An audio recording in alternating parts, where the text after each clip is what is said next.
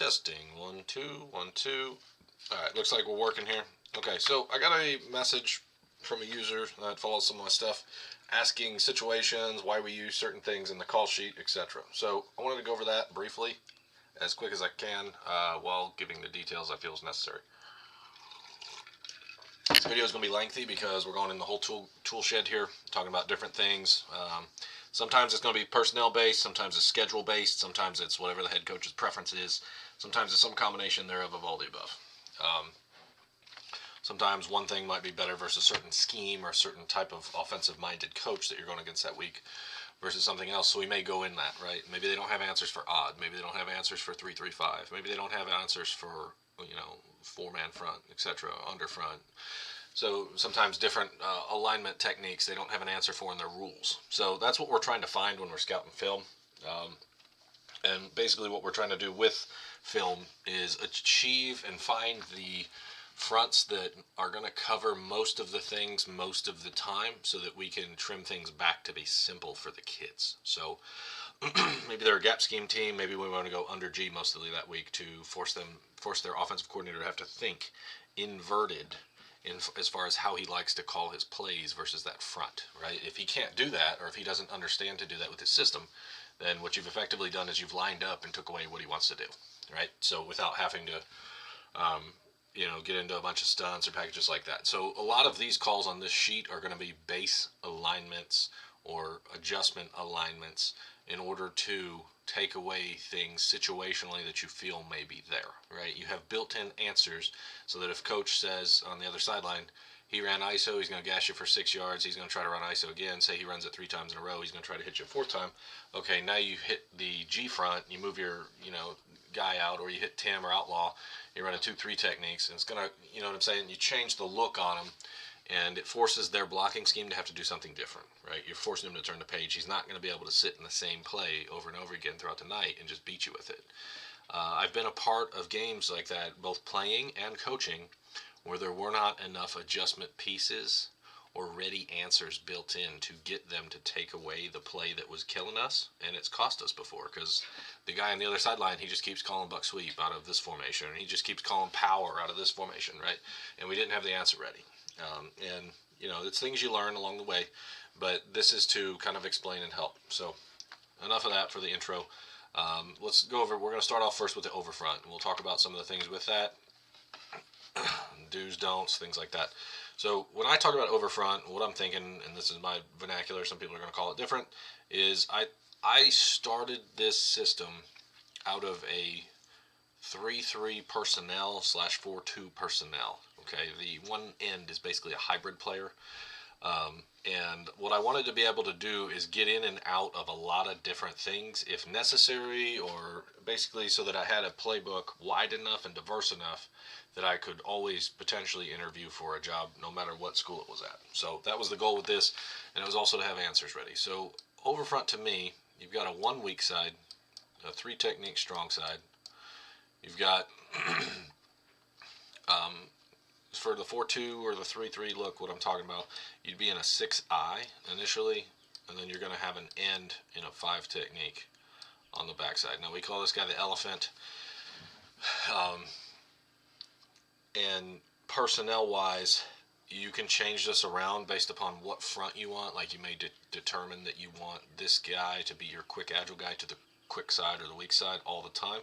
That's a personal preference. If you're worried about getting a lot of quick side runs, or say they want to line up in twins and keep running that way, your elephant's there to shut that down so that they don't have that where they're trying to run to the nub surface. So anyway, over front like this to me is you've got 30 technique, you've got a 10 technique backer there. Okay, and if we were going over front out of the 4-2-5, what we would typically be playing is quarters to the read side against pro, and to the away side versus pro split, we're going to be playing sky. Okay, now what does all that mean? I'll show you here in just a second. Let me change the color. I'll show you some post-snap movements, etc. So what sky should be is this guy kind of creeps down into the outside linebacker curl flat window, and then he's able to buzz under 1 in the event of a pass.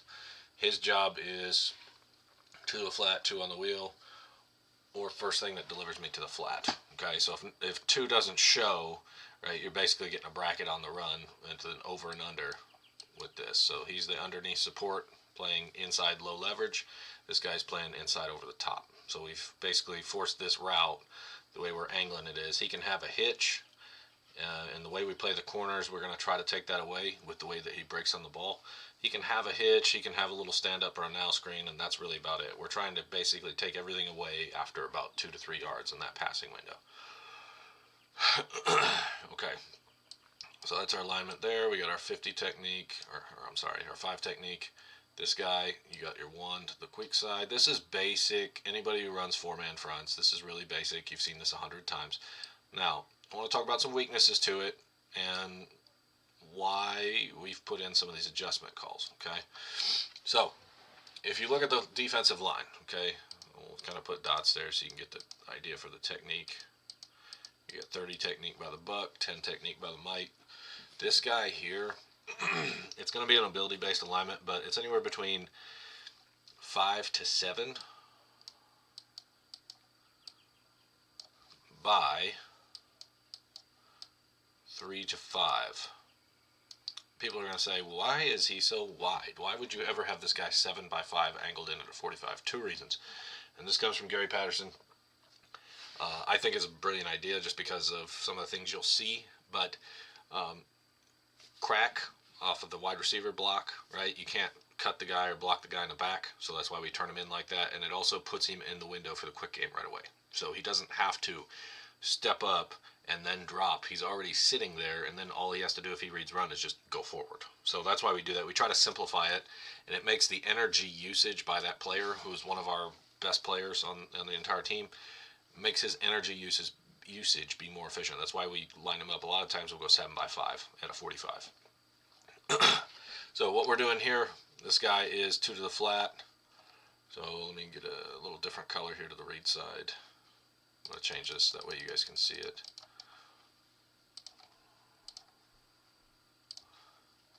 Okay, we'll go green to the read side. So this guy, if 2 goes to the flat, he doubles 1. Okay, if 2 goes vertical, he takes it. Okay, we're going to have obviously in that like this, and that like this. So now what we've got is basically the same thing we had with Sky on the other side. We've got to this side, but on both receivers if they go vertical like this. So now we've got inside, underneath, low wall, inside over the top, high wall, inside, underneath, low wall, inside over the top, high wall. So now we're basically forcing everything. The whole point of this defense and everything that I built with it and the way it was designed is to force everything underneath and to the sideline. Take those lower percentage, lower yardage completions. Don't let them have over the top, right? That's the whole thought process. And the way we define vertical is anything past linebacker level. So if this kid does this, right, which is a common pro deal where they try to play action and you hit you with this, okay, quarterback comes up and he's ready to throw. If they try to hit you with this, he's going to take him, he's going to drop, he's going to try to work under 1, which is going to put him right in the window for a pick if they try to throw the flag. What he's going to identify as 2 as this guy immediately breaks out is he's going to end up being over the top of this and ready to rally up on that flat route.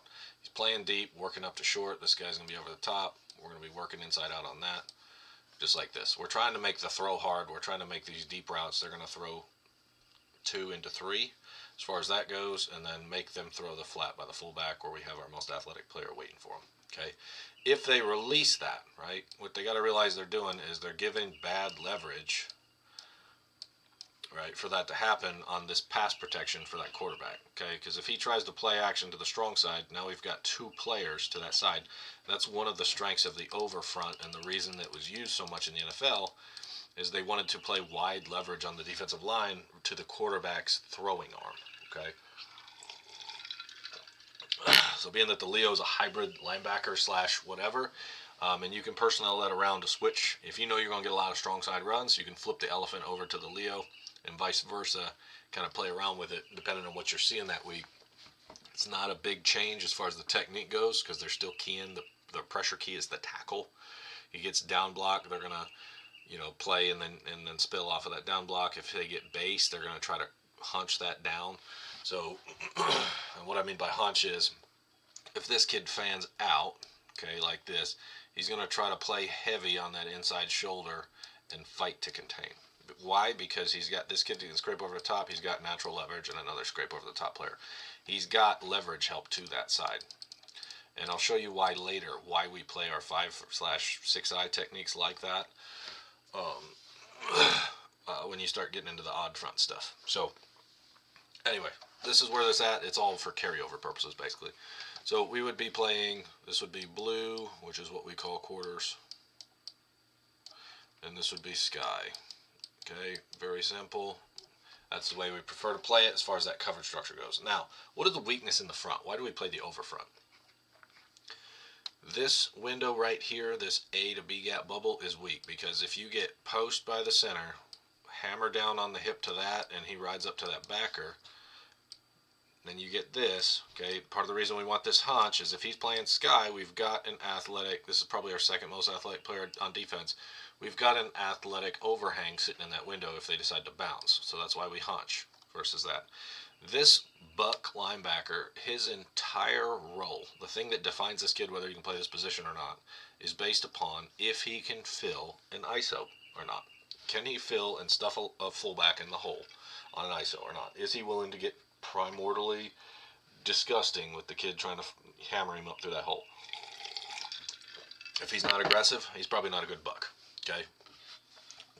So what this kid does is off of that block, he sees down block, he sees open window, he is hammering the mesh point. Why do we do that? In our odd front, when we get into 0s and 5s, it's the same, okay? And it's also the reason why when this kid meets, his whole goal is to meet him on his side of the line of scrimmage on that snap. So he gets that, he needs to be flying downhill with bad intentions. It's basically the old spill and dent technique that a lot of the 3-4 teams play with their outside linebackers. We're trying to create a collision in the hole and a log jam right here so that this bounces, okay? Because if he's hunching in here, then he fights back out, okay? And this kid's sitting overhang.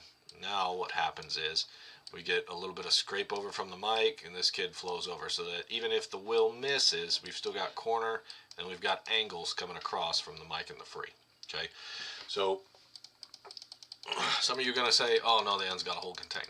All right, well, that's fine. It's just going to hurt you in the carryover later as you try to do more things. It's not a huge deal. It's just the way we play it. The reason we play it this way is because we often have additional overhangs responsible for contain. Okay, so that's the initial look. Now, what are some adjustments to this going off of our handy-dandy slideshow here with all the calls? So going straight out of the over, okay, you see the fronts tab down here in this section. We'll start tagging it with these different calls. And a lot of this came from Gary Patterson, some of it from Pat Narduzzi, some of it just some proprietary stuff that I came up with from places that I had been at and calls that we'd used in the past. But we can call that over front or setting the strength. We set it to the tight end side, okay, or it'd be the quarterback's throwing arm or wherever we think the strength is. If it's in shotgun, one back. If we think the strength is opposite the back, we'll set it there. If we think the strength is to the back, we'll set it there based on what side they like to run to out of the one back and shotgun. If that running back is sidecar in the shotgun, right, and what I mean by sidecar is, say this quarterback's here, okay, and you've got the running back like this. If he's sidecar, we're going to figure out, do they run more often here, or do they like to run like quarterback ISO, quarterback belly, stuff like that. If they like to do the balance, then what we're going to probably do is get in a different front to balance up on them. So, all right, that's basic over front. Personnel, why do we do this? This nose, he's a big old belly, right? He doesn't have to be super athletic. He just needs to be able to handle a double team and be able to get low and make a pile if need be. Okay, the better player he is, the stronger, more physically he is, the better. But his only need that you need out of this player, and this is one of the reasons I love this defense as a starter, is you can get a lot of players that can do one job pretty well or really well and still play some really good defense. You don't need extremely versatile players. It helps naturally, right? The better your players are, the better your team's going to be. But if you're starting from scratch and you've got a bunch of kids that never played ball before, this is a good defense to start and how to teach them to learn things to get into other things down the road. So philosophically, what I would typically do, this would be my big end. This would be my double team handler, my giant roly-poly guy. This would be my most explosive, quickest big man. So if you're thinking of NFL examples, would be like Warren Sapp and Ndamukong Suh. More recently, let's see who would be a good three-decking, like Aaron Donald, something like that. Your kid that fits that big, strong, athletic, explosive disruptor player, you want him there, especially for power teams and stuff like that, because that's going to make the double teams harder. Now, some people, they'll disagree with me. They'll want to put their big belly there, and their more explosive kid at nose. It's not a huge deal. It's all personal preference stuff. This is just the way I do it. Then your athletic kid, he's just got to be able to play the inside eye of the tight end out of the base over. A lot of times what I will do is I will play this kid in a head up and jam him. Okay, and that's going to be a jam 6. He's going to hit him for 1-2, release him, and then come in like that and play the C gap. That's most often how I would play that, but this is just base over. So that's all personnel wise. This kid's like a hybrid linebacker, pass rusher type kid. Linebacker that can't run no more, somewhere in that ballpark. He's kind of that kid. This kid's an ISO plugger, the Buck, absolute ISO plugger. If he can't do that, he's not going to be able to play his position. I've used offensive guards. I've used kids that were offensive linemen, slower, not as fast. They don't have to be super athletic. They just have to be able to make sure they get downhill and get there with authority. This Mike, he's your fastest of your two linebackers in the system, or out of the 3. He is your most athletic. Why? He's protected here and covered up basically by the lineman, and the way we play that, and we do it the same inversely in the underfront. He's always the one that's protected. Okay, we want that speedster being able to do speedster things. We don't want him having to take linemen head on, so we try to cover him up as much as we can with defensive linemen. Free safety, he's your quarterback of the defense. He better be smart. He better be able to make a call to the read side, and he's got to be at least athletic enough to match up with a tight end vertically, okay? And be willing to, on a banana path, come down there and run fit and make tackles. There's going to be times where he is the unblocked defender. He has to be able to at least make an angle tackle. If the kid can't do that, you're going to struggle on defense, because this is really reliant on this catch net between your 3 safeties to be able to make tackles, because most often they're not going to be blocked or unaccounted for in blocking schemes. We got the corners here. They're both playing 7 to 8 by 1 to 2 inside. The reason these are adjustable is, 1, it's an ability thing. 2, the primary focus of this is you have to maintain inside over the top leverage. Okay, if you've got a kid who's not very good at maintaining inside over the top leverage, he's going to get burned. You're going to get burned on glances. You're going to get torched all night. You got to be able to take those away and force the fade balls. Why? We think they're harder to catch. 2, we think they're harder to complete. 3, it's easier leverage-wise to play inside out than it is to play outside in with the way that we're playing the internals on this with the run fits. So at times, this is that old quarters vice where sometimes the corners are on an island. This boundary corner or the away corner, he needs to be your most athletic cat, fast. The more things he is or capable of doing over here, he doesn't have to be super physical, just fast. Because if he can play man-to-man and stay with the guy, that frees up your will to get into some of your one high and single high coverages and stuff. This corner here, you can use a little bit slower kid. Ideally height.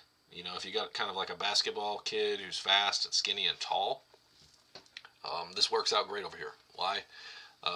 It causes matchup problems, right? So let's say this guy, their Z, their flanker, okay, let's say he's short and athletic. Well, all we're going to do is just personnel it and put the tall guy on their tall, slower guy, their X, and vice versa, right?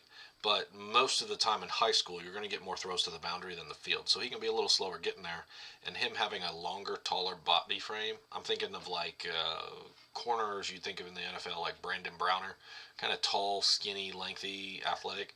Why? Because when he's out here in the flats and he's got to tackle in open space, the way we teach tackling to break down within that 3 to 5 yard window, we just need him to get low and wide so he doesn't miss the tackle. So he doesn't have to be the fastest kid to the field. He's just got to be able to make the tackle if need be. So let's say they throw like a 2-step stop route and they just try to throw it out there and then try to make a move on him.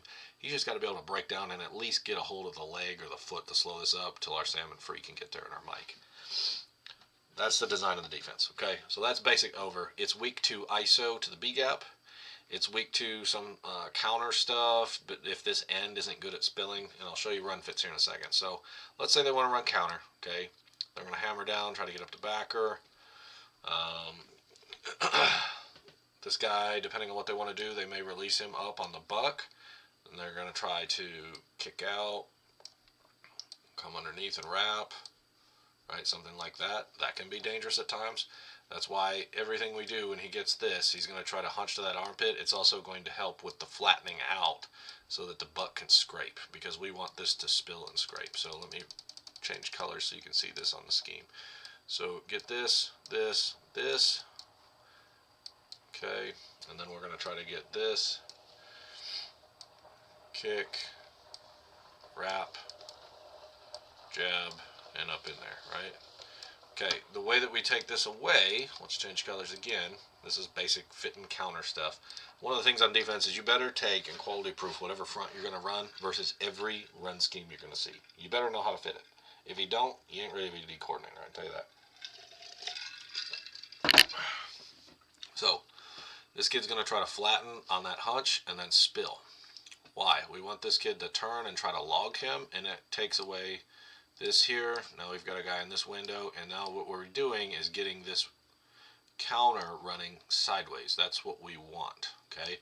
And then the buck's going to come there, and then we still have the Will who can come up, and he's unblocked to make that tackle. That's why we do it that way, okay? Everything is spill, spill, spill inside.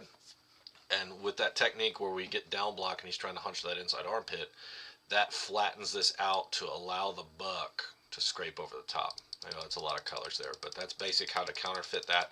People are going to try to run counter at the 5 technique. They're going to try to run ISO at the B gap bubble. They're going to try to run power to the 3 technique. They're going to try to run buck sweep to the overfront, right? They're going to try to run all these things. So let's talk about power for a second. This is going to be C gap power, not A gap power. That's a little different animal. Okay, so you're going to get the post, you get the hammer down, and they're going to try to wash him to backside backer. You're going to get pick and hinge on the backside. This guy's going to try to handle him one-on-one. What I have found, because we ran this mostly out of the Jam 6 front, okay, where this kid's head up, mostly where we ran that like that. What I've found is the teams that tried to run C-gap power on us, what they would do is take this tight end and arc him like this to try to make this kid think he's getting reached to try to widen him out so that they can run power inside. Okay, what we're going to do is we're going to hammer it. Let me get the color swapped again. We're going to hammer it like that, like we're getting reached, and then realize it off of that tackle pressure key and down hard, and then skinny, dive in there and try to spill this, because what's coming next? I wish I could change colors just a little quicker with the app, but that's okay.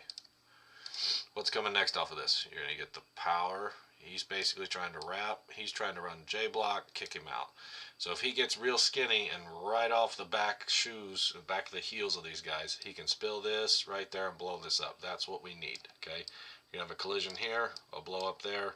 This kid's fitting here. So what you've got is now A gap, hopefully B gap. This kid's keying the guard. He sees pull, scrape over the top. Let me get back to my green. Sorry, guys. I know this is a lot of color swapping. He sees guard pull. He's going to scrape over the top best he can. This kid's going to see post, and then he's going to hear pull from the guard on the backside and come with it. This Sam, he's going to basically feel the reach block and set the edge, okay? Free safety, he should be keying guard, okay, or tackle, and man line of scrimmage based on his alignment. When he's over the guard, he should be keying the tackle, okay? So if he sees the tackle down hard, that's a really simple fit for him, especially off the arc of 2. He's going to down hard. Now, if this kid tries to whiff and go vertical, he's got to take him, okay? But he's going to get banana fit, squeezing the air out of it, and then coming right off the angle. Why? Because I've seen a lot of teams do this, and now what you've got is if this runner gets it, he can cut back in there. We don't want that vertical crease. So we squeeze air, banana pass down in, and now theoretically with the edge set, if this bounces like we want, we got plug, we got edge set, scraping over the top, free, unblocked. Okay, and if this kid is our best player like he should be making a play here. That shuts down C-gap power with the over front. Some of you guys are going to be like, oh man, now I see why people run split field, cover 6, all that stuff. So it helps versus a lot of these base pro eye schemes, okay? And being that this kid is so big, you're not going to get a ton of dive.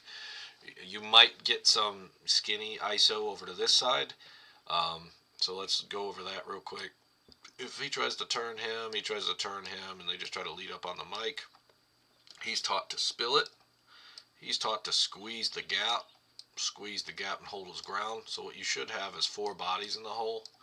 And depending on what technique he's playing, he's got C-gap. Okay, so now what we've got is we've got this triangle between the buck, the free, and the Sam built around where this play is trying to go. Okay, so if it's clogged up, let's say he tries to turn out, he hunches, okay, he's trying to get up on the backer, he's going to feel it and fight it.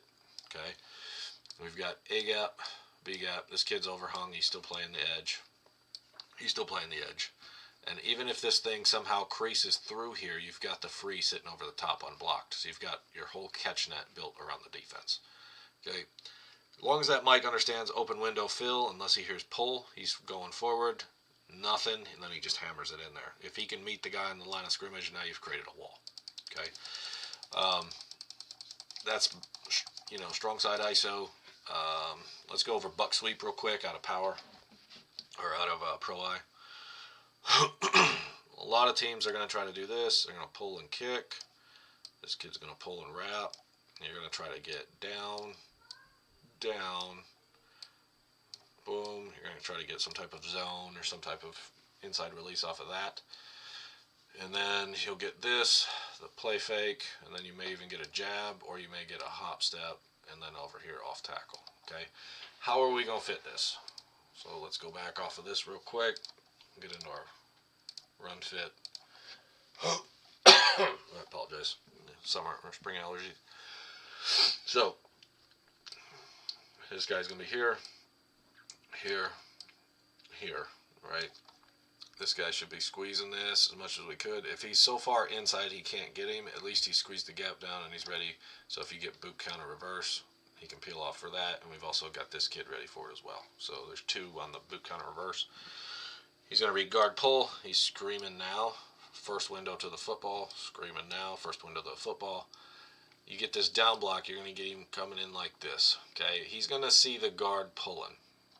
What we're going to teach, because we don't want this thing creasing vertically, we want it to just keep running sideways.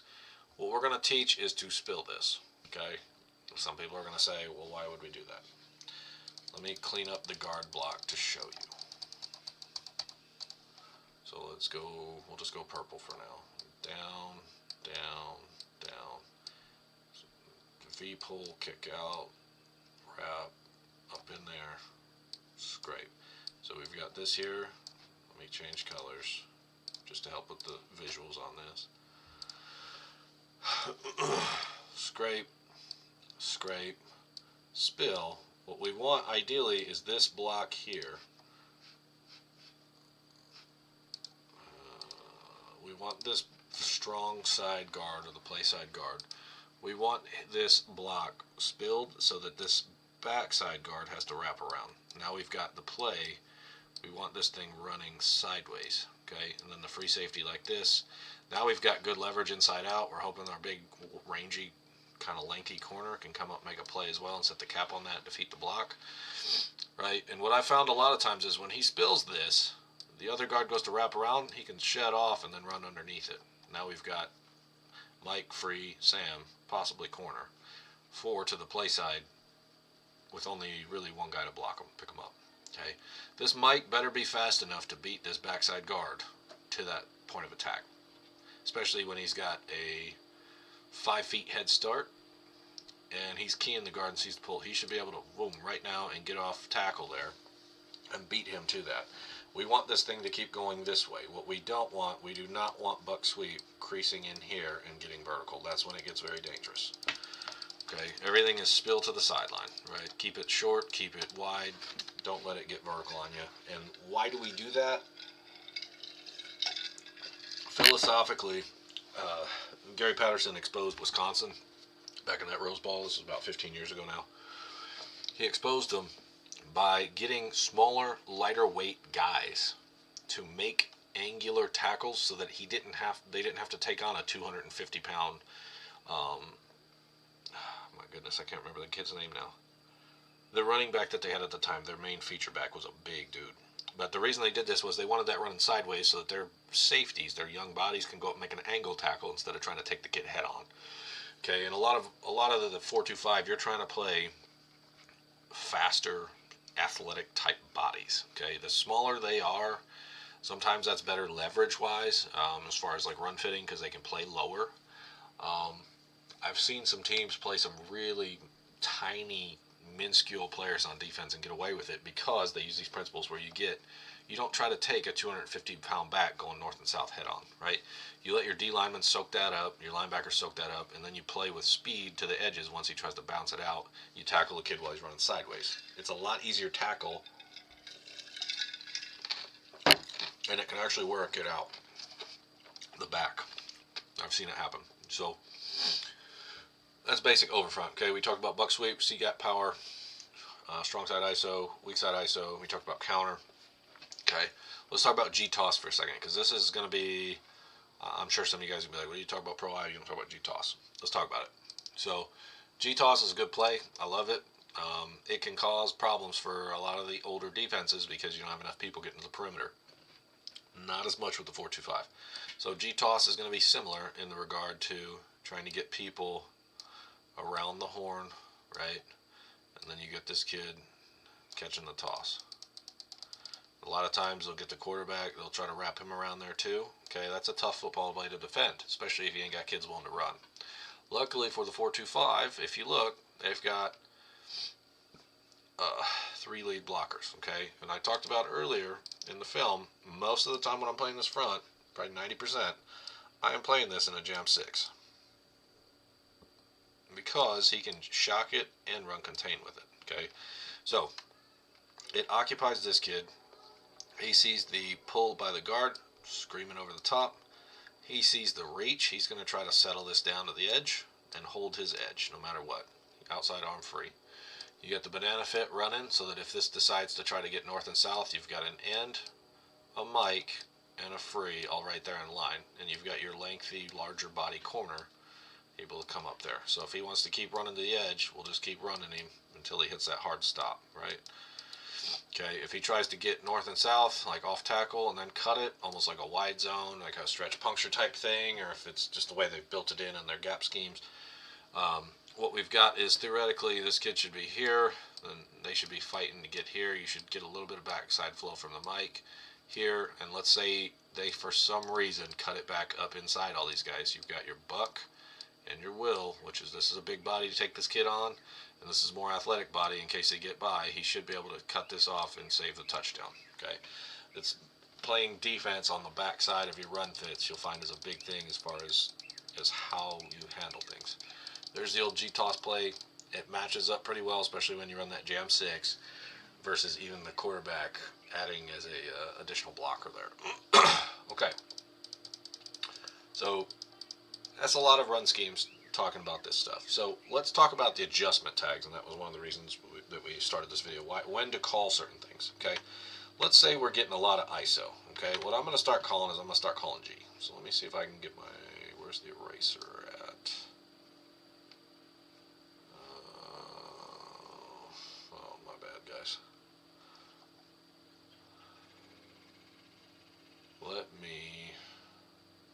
I'm just going to color over this in green then. Okay, so when we call over G, what that's going to do is move the nose from a 1 into a 2I. Why is this good? Because when they try to run that same block, he hunches, he blocks down, he holds his ground and tries to squeeze back into this gap, and then he plugs. And that fullback inserts. Now you've got a complete wall there, and you've got your athletic body there ready to come out and make a play. Okay, and if he hunches and then tries to fight off of it, now you've got, even if he slows him up, you've got your big old D lineman ready there to clean it up.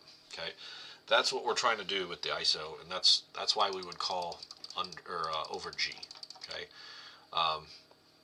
it helps out with that ISO. It helps out with anything going to the B gap. It also causes problems in the zone scheme world,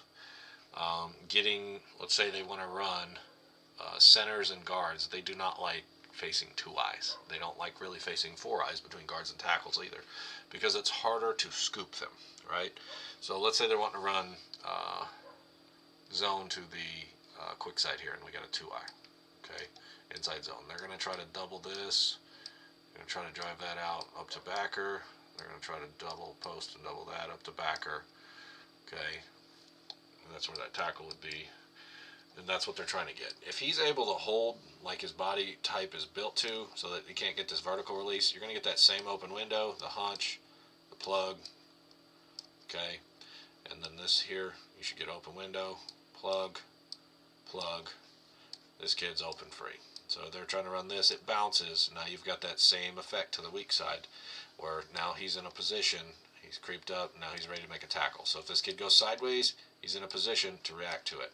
If he tries to get vertical, he's in a position to squeeze to it. Okay, the free safety is banana fit in either way. Okay, and let's say he breaks off this tackle, the free safety should be here, close to save the touchdown. This is all just being able to fit with your 9 guys in the box. Okay, this is still over G, so that's one of the reasons is it's a little bit harder for this kid to get up here, so that if he plugs, it's harder for him to come off because he's got to take him, right? And if so, he's got leverage. Sometimes this kid will squeeze underneath, he's going out, and sometimes you get this effect where now it's this and this, get that and that, and now you've got 2 linemen threatening him so that he can't go like this and cut back. Okay, we're basically forcing that running back to only have one option to go to, right? If you build your defense that way, and you run your defense that way where the kid's only got one place to go, you're in good shape. So that's over G. That's why we would run that. If we're getting a lot of inside zone, sometimes we'll run that, and then we'll run an adjustment to basically try to cover all the linemen up, force them to block one-on-ones, don't let them hit the vertical doubles. Or if we're getting a lot of weak side ISO, we like G. Okay, and I'll show you why we do this also here in a second when we go under. So that's over G, over I. All right, let's talk about I for a second. Why would we run over I? That's where we take this tackle to the strong side, move him to a 4-eye. If we're seeing a ton of power, we like this, especially with the jam 6. So the jam 6 is going to mess up with the block of the tight end, okay, and then he's going to spill off of that. And the 4-eye is going to hold at the point. That really allows us here to get over the top and fill this. And then with the nose hammering this, we can get this nice picture here, okay. So when they try to get that, he spills. Try to get this, right? Now we got in business here, or I'm sorry, it'd be fullback first on most power, and then he'd be trying to wrap up. Well, if he spills, he jams and collides us. Now this kid spills or tries to run. There's nowhere to go, okay, because that big body buck, the nose is trying to fight in here. So even if he tries to cut it back in here, he's cutting into the teeth of the defense. You got your will in position if that breaks free, okay. You've got this spilled to the front side, so if he cuts back, there's teeth there. If he tries to cut it out, you've got the Sam and the free theoretically unblocked. So if they're a big power team, they're going to have a long night versus front. That's why we call over I. It takes away strong side power. If they are let's say they're a huge, like belly or gap down type, down kick type team, where they want to do this, down, and then kick out that end, and then maybe lead him up through there like this. That's a tough football play to defend at times. If he spills like he's supposed to, and then we get this here, theoretically the free safety should be making an angle tackle there. And because of his positioning, he's going to be a little slow, right, to the fit, but this back should be like this, and then we've got the corner as our, mayday player there. So that's why we run I. Okay, that's one of the main reasons for it. I picked that up from, I think it was Pat Narduzzi back when he was at Michigan State. Jam, we talked about that a little bit, where the strong side is in a 6. Now if we call double jam, that just puts both ends in a 6. So let's say, let's go double tight for a second. We'll talk about that. This would be a time that we would do this to help our safeties be able to be run fitters quicker. There we go. Let's go black.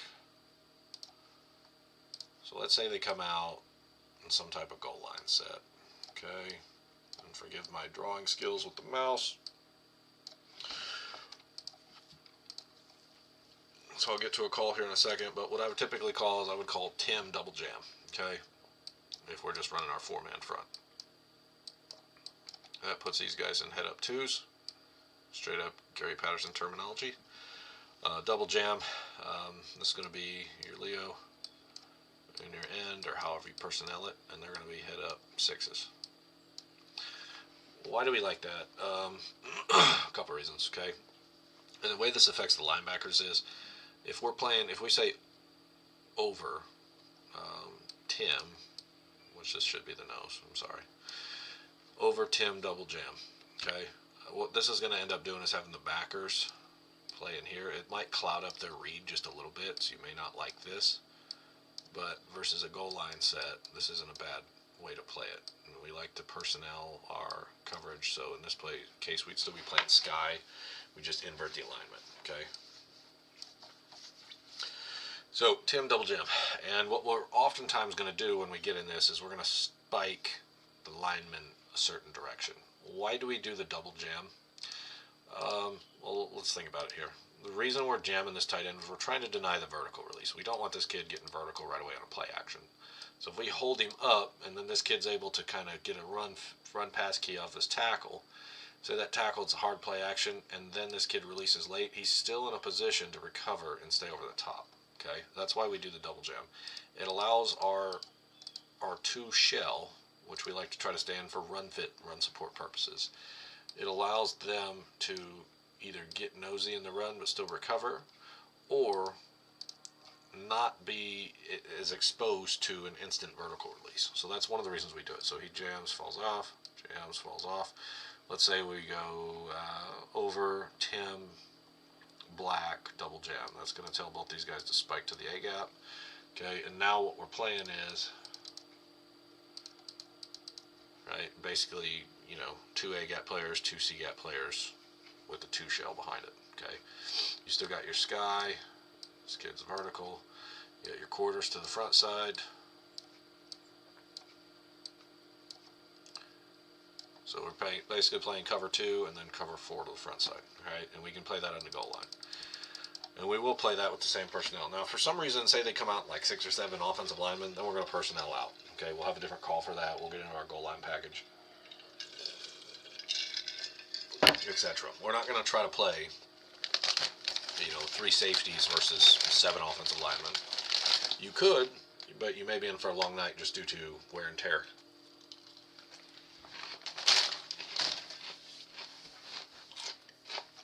On your dudes. So that's an example of over Tim, double jam. If you don't like that, you don't like playing with that space in the middle, maybe they're like a big wedge team or something like that, and you want to squeeze it down a little bit, we will call over Tim, double jam, double power. Okay. Now, what is that going to do? We'll show you here in just a second. And this is why I like starting with the 4-2 and then working our way out. Okay. I'm sorry, in the over, he's probably going to be playing the A gap just a little more. But he's basically going to be stacked up. Okay. You have your corner, your free, and your corner. Now to the offensive coordinator, he sees that you've got the 3 verticals capped right off the rip. You're basically playing a 6-2. Now when we play power, okay, this is a Gary Patterson thing. Power tells the end, whatever technique he's doing, he's going to bump over inside just a little bit so that safety can creep up and play outside shoulder. Now what we've done is we've completely eliminated that tight end from the game. He's going to hammer down inside. He's going to play the edge, almost like an outside linebacker. Okay, hammer down inside. Let's say in this case, we'll go over Tim, seals, double jam, double power. Okay, seals tells the 2-2 techniques to slant strong, and now we're all gapped out up front with 2 run support players to banana down to wherever the side is, right, that the ball's going to. Okay, so that's how that would fit up. All right, That's getting into some goal line stuff. Now, let's get into some wide open stuff, because most of you guys, you're probably going to see more of this than anything else. So let's talk about, oops, I did too many there. Let's just get into, we'll go into trips real quick. That's obviously going to change our read side coverage, just the way that we play adaptation based upon their set. Well, let's say they get into something like this, okay? It's a good formation offensively. However, we've addressed it defensively with some of the things we do. So let's say we'll pick a random call off of the sheet. We talked about over.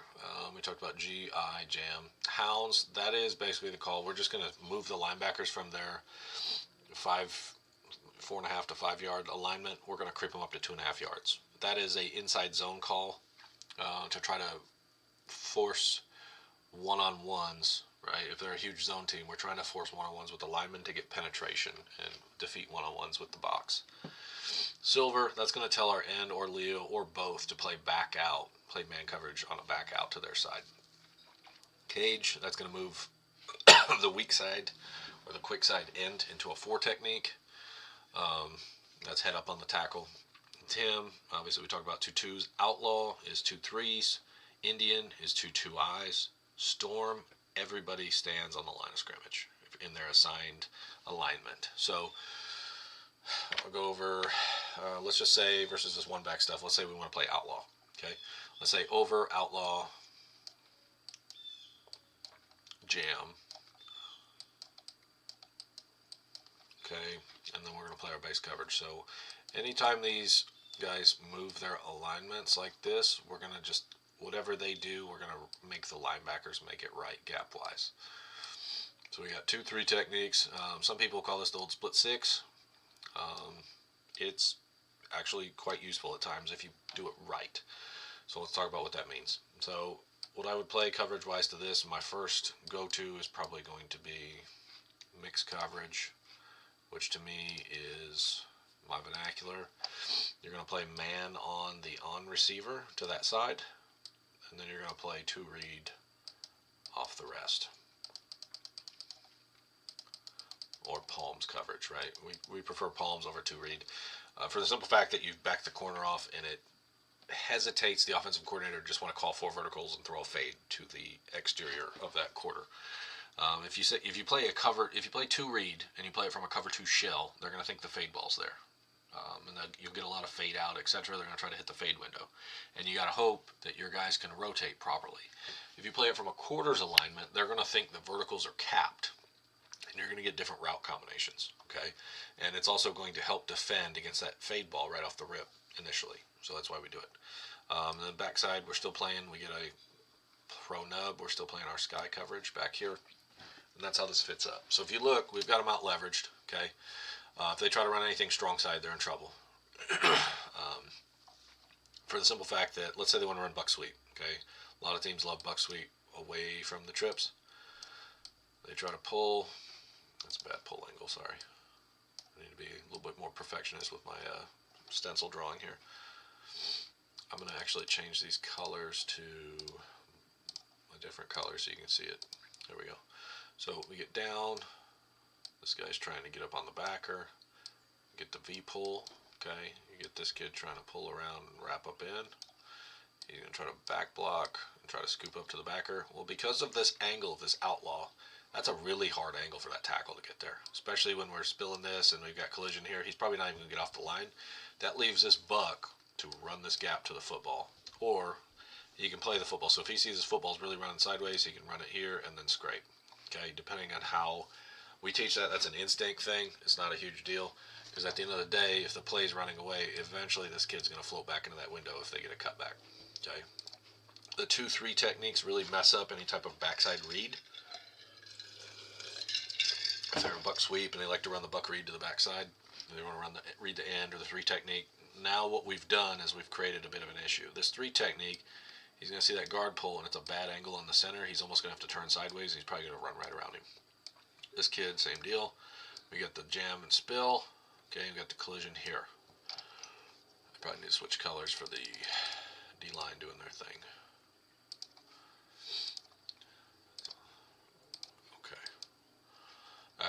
So he runs the horn, jams and spills. Okay, he's here on the edge waiting. Guard pull, banana down in. So if they try to run buck sweep this way, we get the collision, the wrap from that backside guard, the reactionary log, right? So he's going to try to log it. I get this kid just keep going like this. What we've done essentially is the Mike's going to collision him, and now we've got the will and the corner unblocked to handle the buck sweep. Really good versus that. Let's say they want to run the read to the backside.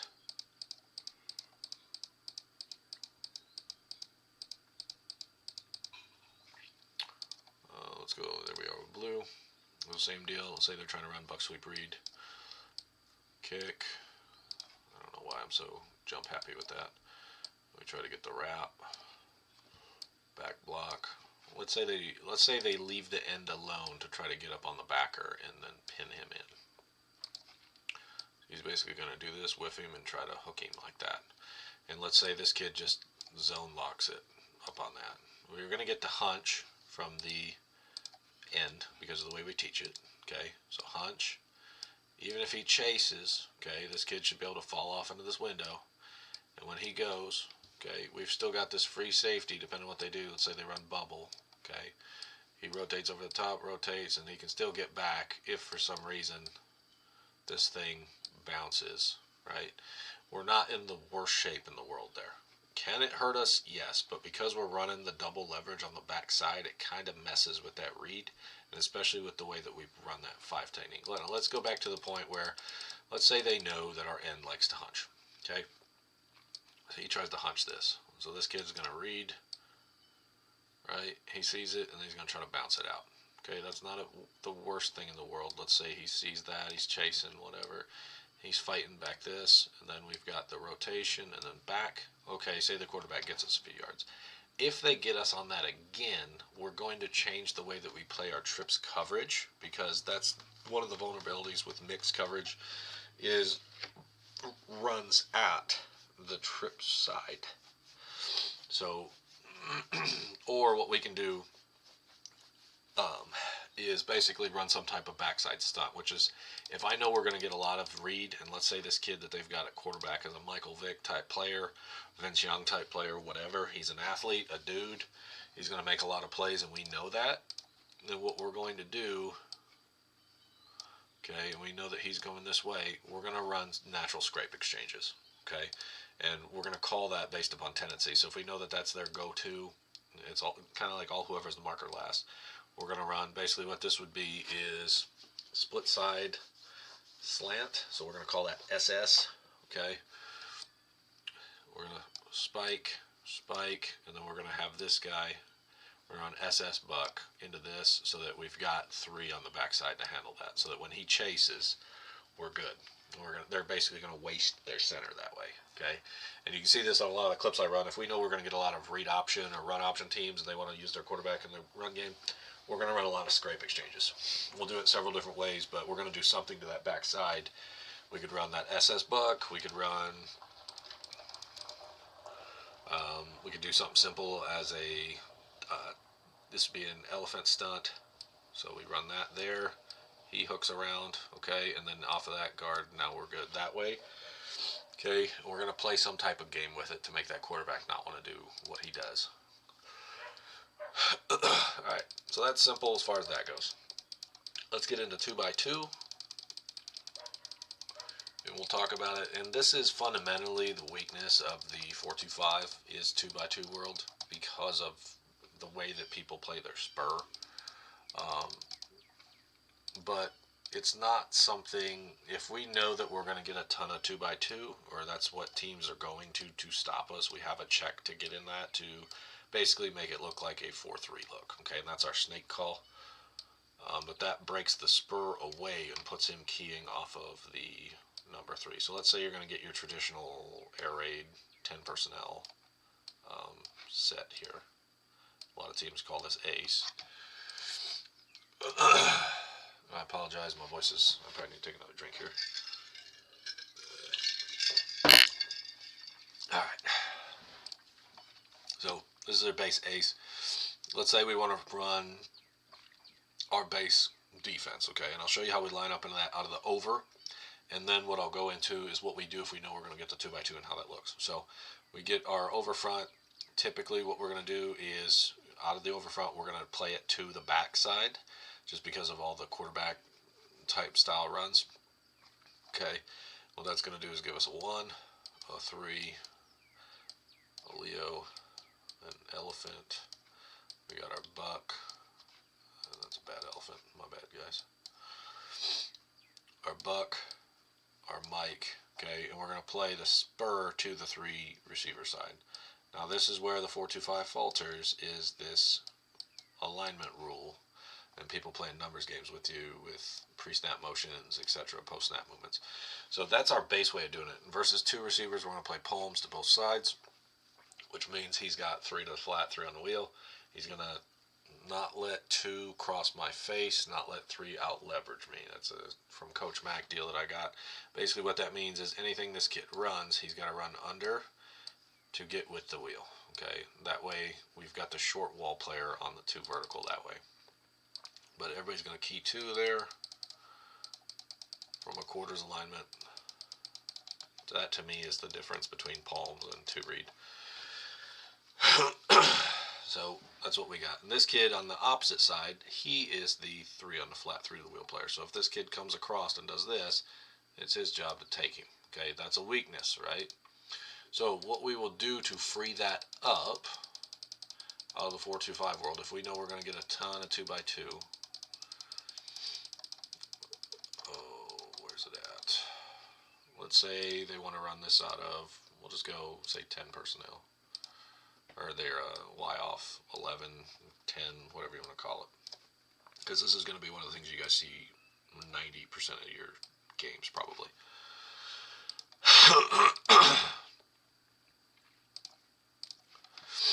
Back into our over. Now, this wing changes things, right? Because of the way that we recognize the box. Now, if we were just if you're a team that strictly likes to play quarterback, back, and 5 linemen, you don't worry about the receivers, then all this does is it will change the way that your personnel alignment. So if you like to play your over front, call to the back side. Okay, so what this would give you is basically an old school under front, which can be problematic, but this gives you advantages in certain other regards. So let's say the over front is you're looking at this box here and you're not looking at this Y off. Okay, that's what that would be. Then you've got to this side, you'd have your Sam, your corner, your free. Okay, versus this, you're gonna, and this is why we make this snake call you're gonna see here in a second.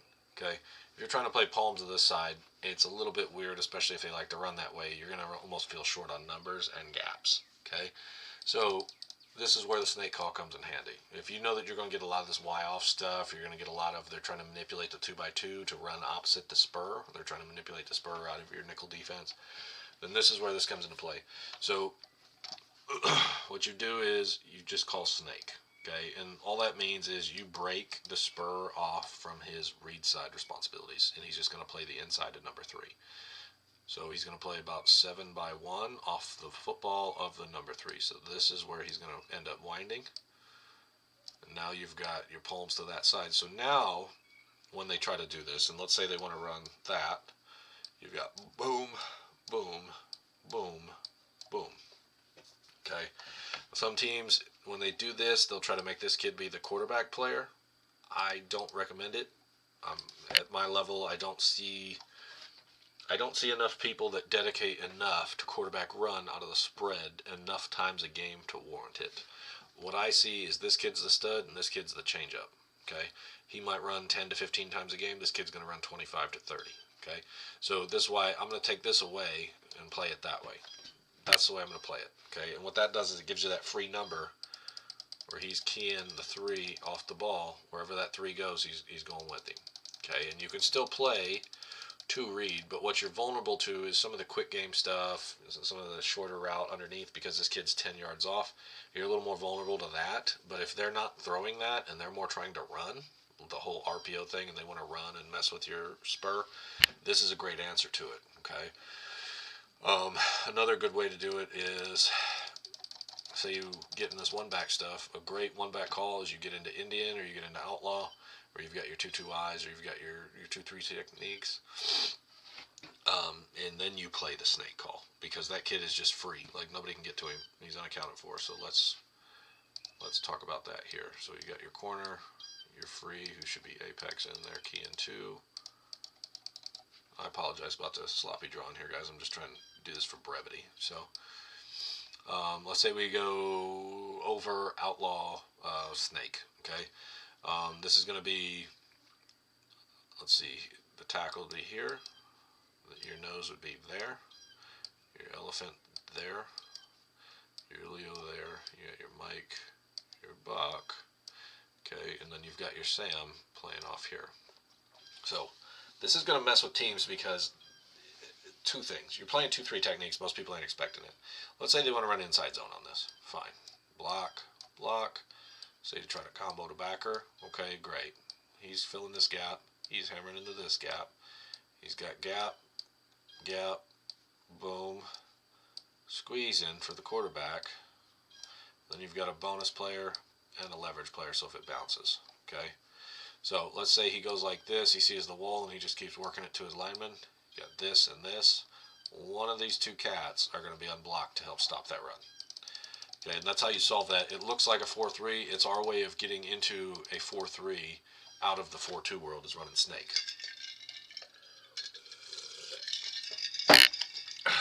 Double 3 techniques or double 2-eye techniques, double 2 techniques, messing and getting out of the traditional over-under rolls. That's a great way to handle one-back stuff, okay? And then especially if they're going to try to run a lot of 2x2 on you or change of strength motion, running the snake off of that, that's a great way to fix it too. And then what you would do, so I'll show you how this works with the motion. Let's just say for instance we go, let's say we go under G versus this box. So we're going to go under G. And let's say we're doing it the same way that we ran the over, where we're only keying the inside 5.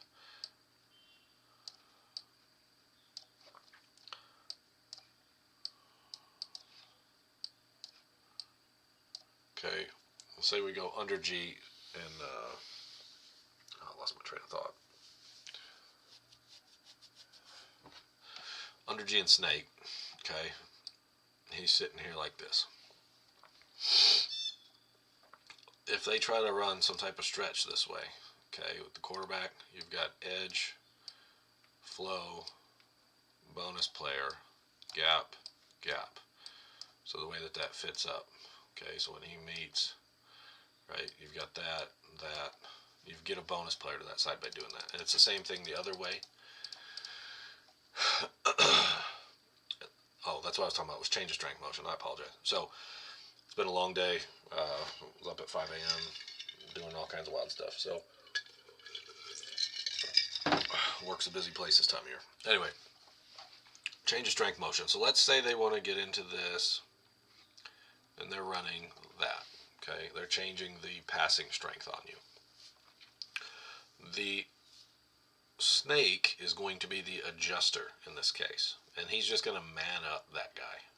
So that way none of our coverage rules for the rest of the guys change. So let's say they want to run some type of play action, post, wheel, right, and then you got the flat route off of some type of, whatever, turn back, play action, etc.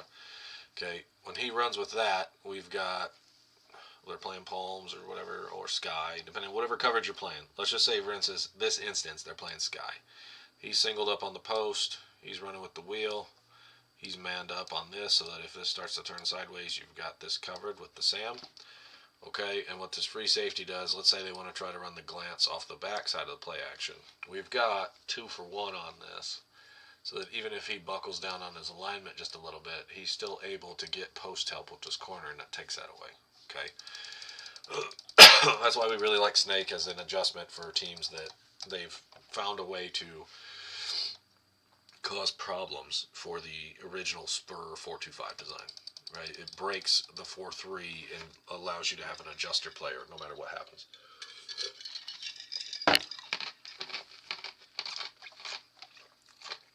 If you don't like playing it with the stick method or off of that motion, he sticks with him. The other method that you could do it, or another method that I would recommend you do it, is you just have him adjust to the numbers. So he's going flat, now he takes the new number 3 vertical, which allows the will on the sky, he takes 2 to the flat, okay, and then the corner like that, depending on how you want to do it, okay. It's all a, how do I want my Jimmies and Joes to process this game?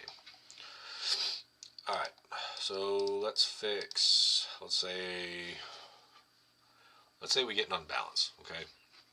Because this question is going to come up, and people are going to see it from time to time. Let's say we get an unbalance, and let's say they go into this, and let's say we get this, and we get this, and that. How many we got? Something like this, okay? Some kind of odd look, X over look, etc. Okay? It's not going to change anything in the box. The box stays the same, okay? The thing that's going to change is you've got to figure out coverage-wise how you want to handle unbalance. If you're playing snake to this, what you're going to have is you're going to have corner, you're going to have free, apex, and 2, okay? And then you're going to have the Sam playing off inside of number 3, 7x1. So this kid's going to be playing man on this, so that if they want to run some type of now screen, etc., you've got 3 for 3 out here, okay?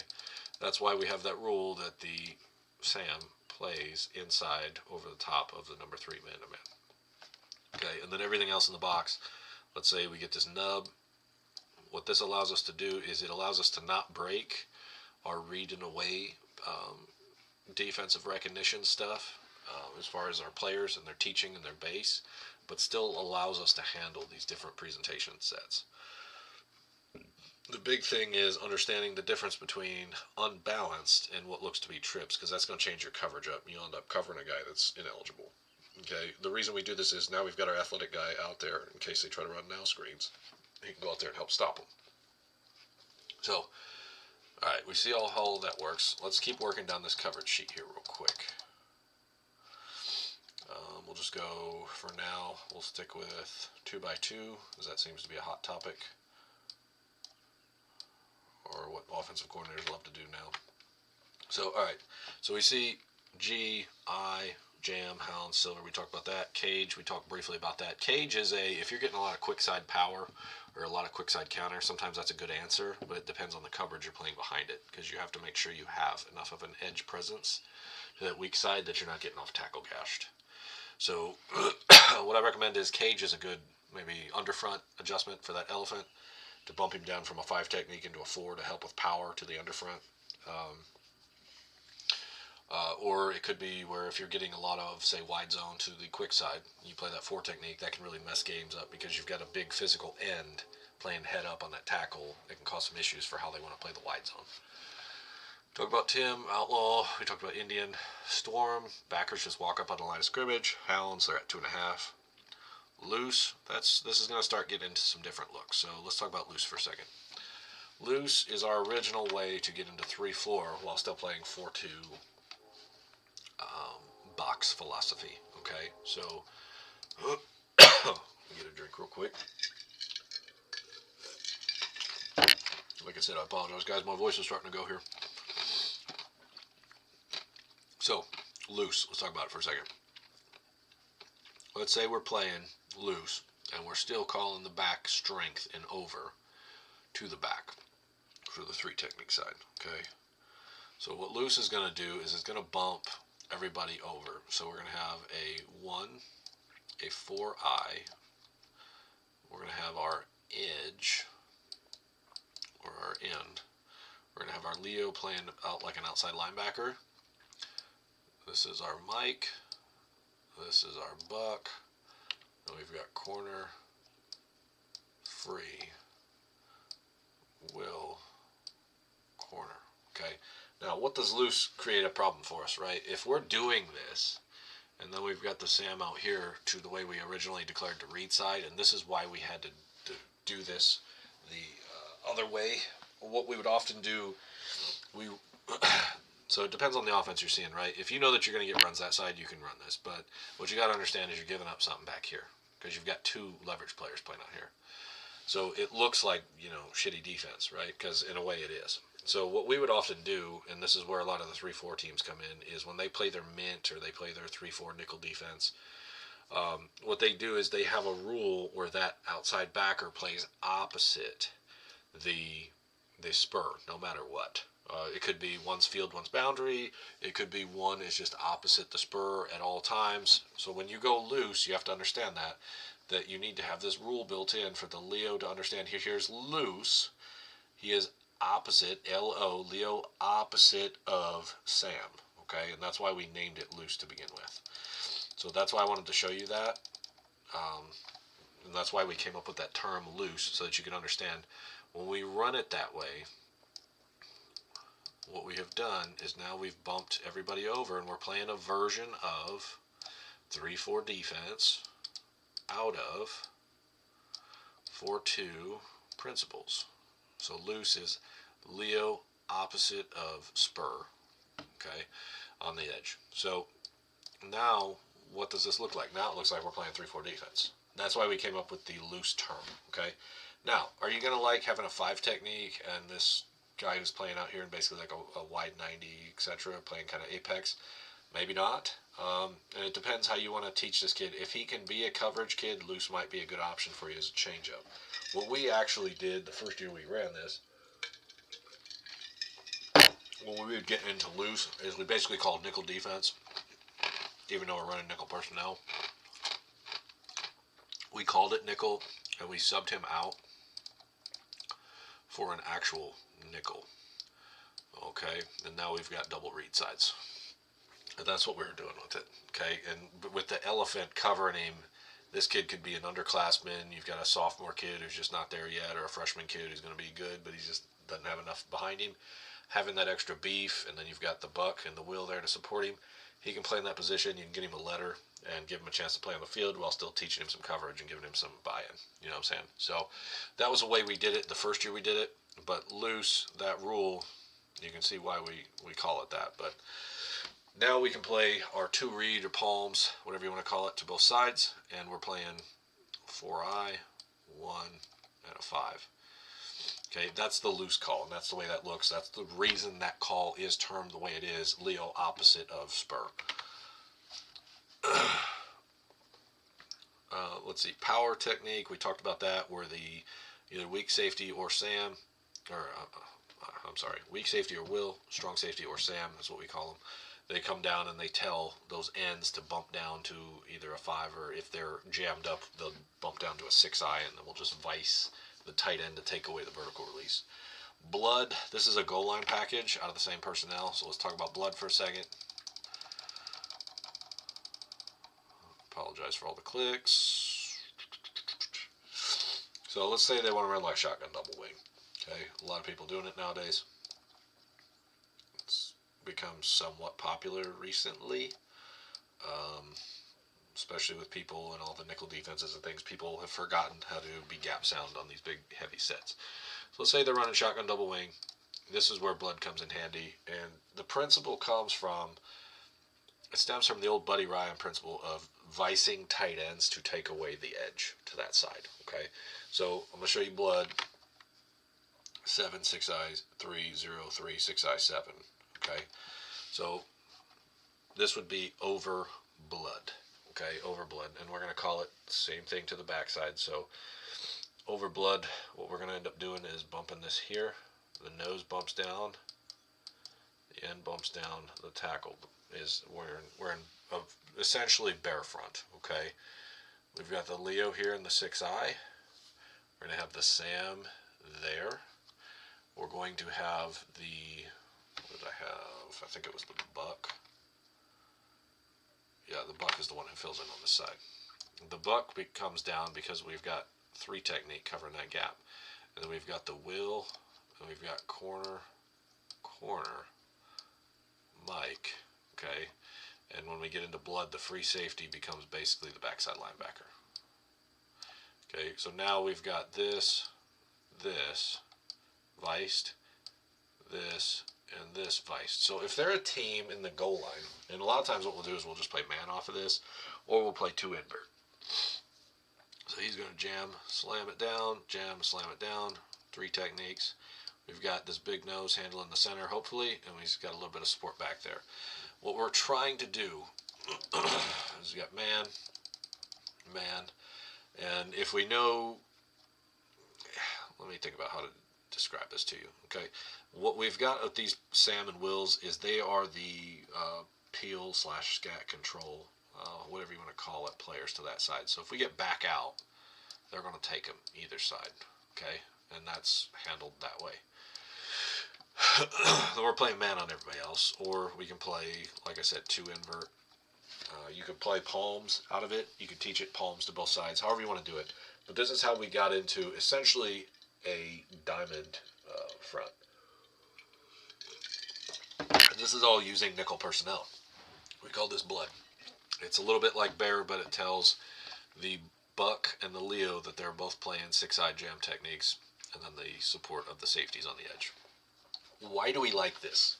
You get in the red zone, a lot of teams, they want to run mesh traffic, etc. So even if, and I'll show you this just so you can visualize this, because a lot of teams love to get in these condensed sets nowadays and run motions and stuff, change of strength motion, jet motion, etc. down in the red zone. Let's say they want to get into this similar set, but they're going to do it out of a condensed set. So it's like double wing, basically, but it's spread, it's air raid, and they're wanting to run mesh or mesh traffic or some garbage like that. So they run these wide splits, and this is why we like this in the red zone. So you've got nose and tackle. You've got your Leo playing out here, your buck playing out here, Will, Sam, corner, Mike, free. Okay, so when you've got them jammed up like this, okay, let's say they want to try to run some type of underneath routes. Let's change the color, get something a little better. There we go.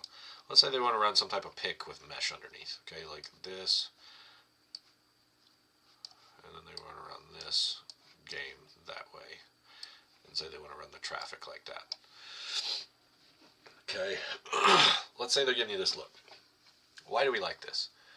Theoretically, and again, this is theoretically, this kid jams, hammers down, and he runs right in the path of this mesh route. Same deal here, hammers down right in the path of this mesh route. You get back out, he takes him, okay? You've got the number 2 like this, manned up, or if you're playing zone,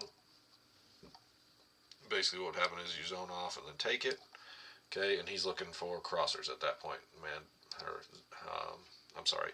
Pack your quarter or pack your deep zone and then take the vertical route as it comes at you, okay? And then you're playing cut rules underneath, okay? This backs away, so now you've got pressure coming from the backside that way. You get an insert player, or if you want, you can sag him off and have him wait for the crosser. Same deal here, you get crossers, boom, boom, boom, he's expanding over the top, boom, boom, boom, expanding over the top, and now we've got our crossers distributed that way, okay? That's why we really like this, and plus we're running double 3 techniques. So if they're trying to run some kind of game inside, it's tough to run gap scheme sometimes, it's tough to run a lot of things. And because of the leverage of everybody, we've essentially got them out leveraged in this, okay? It helps with the traffic, it helps with collisioning some of these routes. So even if, let's say somebody's open, the goal is timing is off, okay? He's going to think, okay, he's going to try to go through his progression. All right, so let's rewind this just a little bit.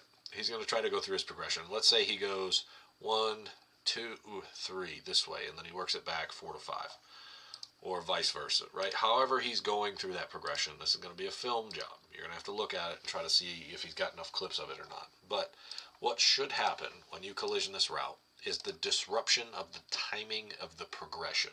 Okay, so hammer, and then you're on it, and what should happen is this flattens out. this slows down and flattens out so that he's not there on time. Okay, he's only here instead of being here. Same deal on this side. Collision, flattens out, and he's only here instead of being here. So that when these middle guys are playing their cut rules, it's much easier on their leverage to drive on the ball. Okay. Then you've got zone pack with it, zone pack with it, taking the leverage on that, rushing off the edge, boom, boom, boom. Now, this is a difficult pass set for this tackle. Most likely he's going to help out on this, and this Sam's going to come clean. One of your most athletic dudes coming clean off pressure. That's why we like it, and it's the blind side of the quarterback. So he's sitting there running his progressions, and then boom, he's just drilled. Okay. The other thing is the angle of it. Let's say he pass sets and really tries to get out there. This kid better be quick enough to beat this tackle in space, one way or the other. If he can't do that, we need another kid, especially with the 3 technique, because let's say he gets out there and cuts him off, he dips inside and takes that route, that quarterback spins out of it and tries to go this way, that 3 technique better get there, okay? And that's where we get into pass pros, we get into coverages, leverages, and things like that. You can see why we do this. That's one of the reasons we love blood in the red zone. It's not an answer for everything, but it handles some of the tougher things that you're going to see down there. Okay, that's blood. Essentially, it's a variation of bear front. It's like we're double bared up, we're double viced up, etc.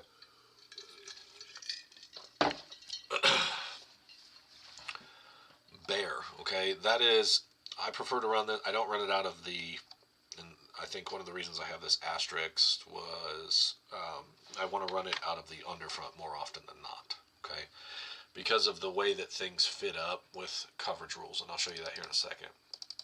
So let's get into just basic bear front, and we'll show how this plays against some modern spread principles, and why you can play this as an every down deal, or mix it in often on third down packages to give them a different look. So let's say they want to run, we'll go slot trips, okay. This is a relatively common look nowadays. Let me fix it up at the back strong so that you have the threat of 4 flooding right off the rip. Okay, this is a pretty common look, especially with everything that goes on now. So, okay, let's say we want to run, and typically when I would call bear, I would pair it with the under front tag for the alignment rule. So what that's going to mean is wherever the strength is, we're going to set the 3 technique opposite of it. Okay, and this is where under front is good, especially in pass rush situations naturally. You get your nose there, your tackle there, you get your Leo there, your end in the 3 technique, your elephant to the 3 technique in this side. Okay, and you're going to have your buck walk up like this. All right, Mike is still playing his A-gap technique here. This is a little different from a traditional 4-6. Okay, this is playing a 4-6 front out of a 4-2 box or a 3-3 personnel box. Typically what we do, if we get a solo call or an isolation call versus 3-by-1 on the backside, we're typically going to play 2-man. Why? We feel like it shuts down option routes, especially if they like their gift routes or they want to match their stud and isolate him. We want to have the ability to vice him on the go.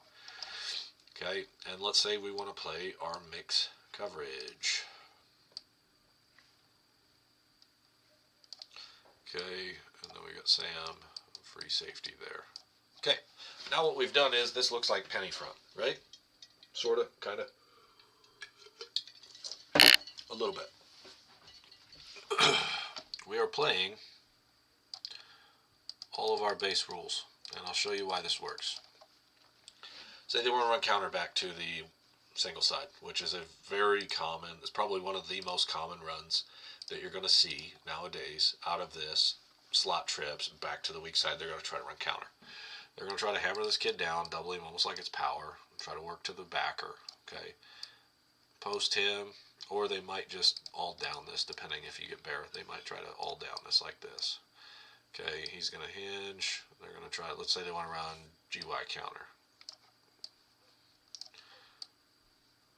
And then they try to run the read off of it. Let's say they run a bubble, something like that. Okay, he's just going to widen with him, fight the leverage. Okay, it's tough to throw bubbles into a press like this, the way that we play it. That's one of the reasons we do it. A lot of offensive coordinators don't feel comfortable doing it. We're going to get a spill. Let's get back to our run fit colors. Spill, squeeze, okay, gap, gap, gap, and he's going to have the contain on the quarterback run. We're going to get the pull call, right, from this. This is the only problem with this, is you don't necessarily get the pull call when you want, so you're going to get kind of this chase. Theoretically, off of the down block, he's going to feel the flow, and get over the top. You get the down block, which he should be keying in man line of scrimmage anyways, banana down in off the block. And because we're keying this quote-unquote remaining two guy, you get this over the top. He should be over the top. Now, what you've got is you've spilled the guard. I'll do this in purple so you can see it. You spilled the guard, he logs. Okay, the tight end wraps around. He gets met by the tight end. Now you've got Will with free safety coming from the inside to help. So that when he gets out here, even if he cuts back, you've got a force and an alley. Okay, and that's why we do it this way. So bear, that is under bear versus slot trips and counter. Let's say they want to run speed option. Okay, that's going to be another common one. So they want to run this here. He goes like this. And let's just say for argument's sake, they try to crack. And let's say they ole or try to ole and then get over here to crack. Okay, and they're going to try to read this corner. He's just going to run like this. Most of the time they're not going to run speed option like that. They're going to try to read one of these other guys. They might try to arc this guy and read him. It just depends on what they're doing. Doesn't really change our rules any. But let's say they're doing that, okay? You should get this, fight and flow, this, fight and flow, this, fight and flow. Boom, you got backside contain. Okay, he gets flow over the top. He should be covered to get there. Okay, he's going to be an inside-out player on this. Say you get arc, okay? He's going to be playing the vertical so they can't get the speed option with the peak. And then last second, scraping over the top, okay? Let's say he stalks. This is why your dude is out here. He should be able to defeat this block within 4 seconds. If he can't defeat a stalk block, you need to get a new spur.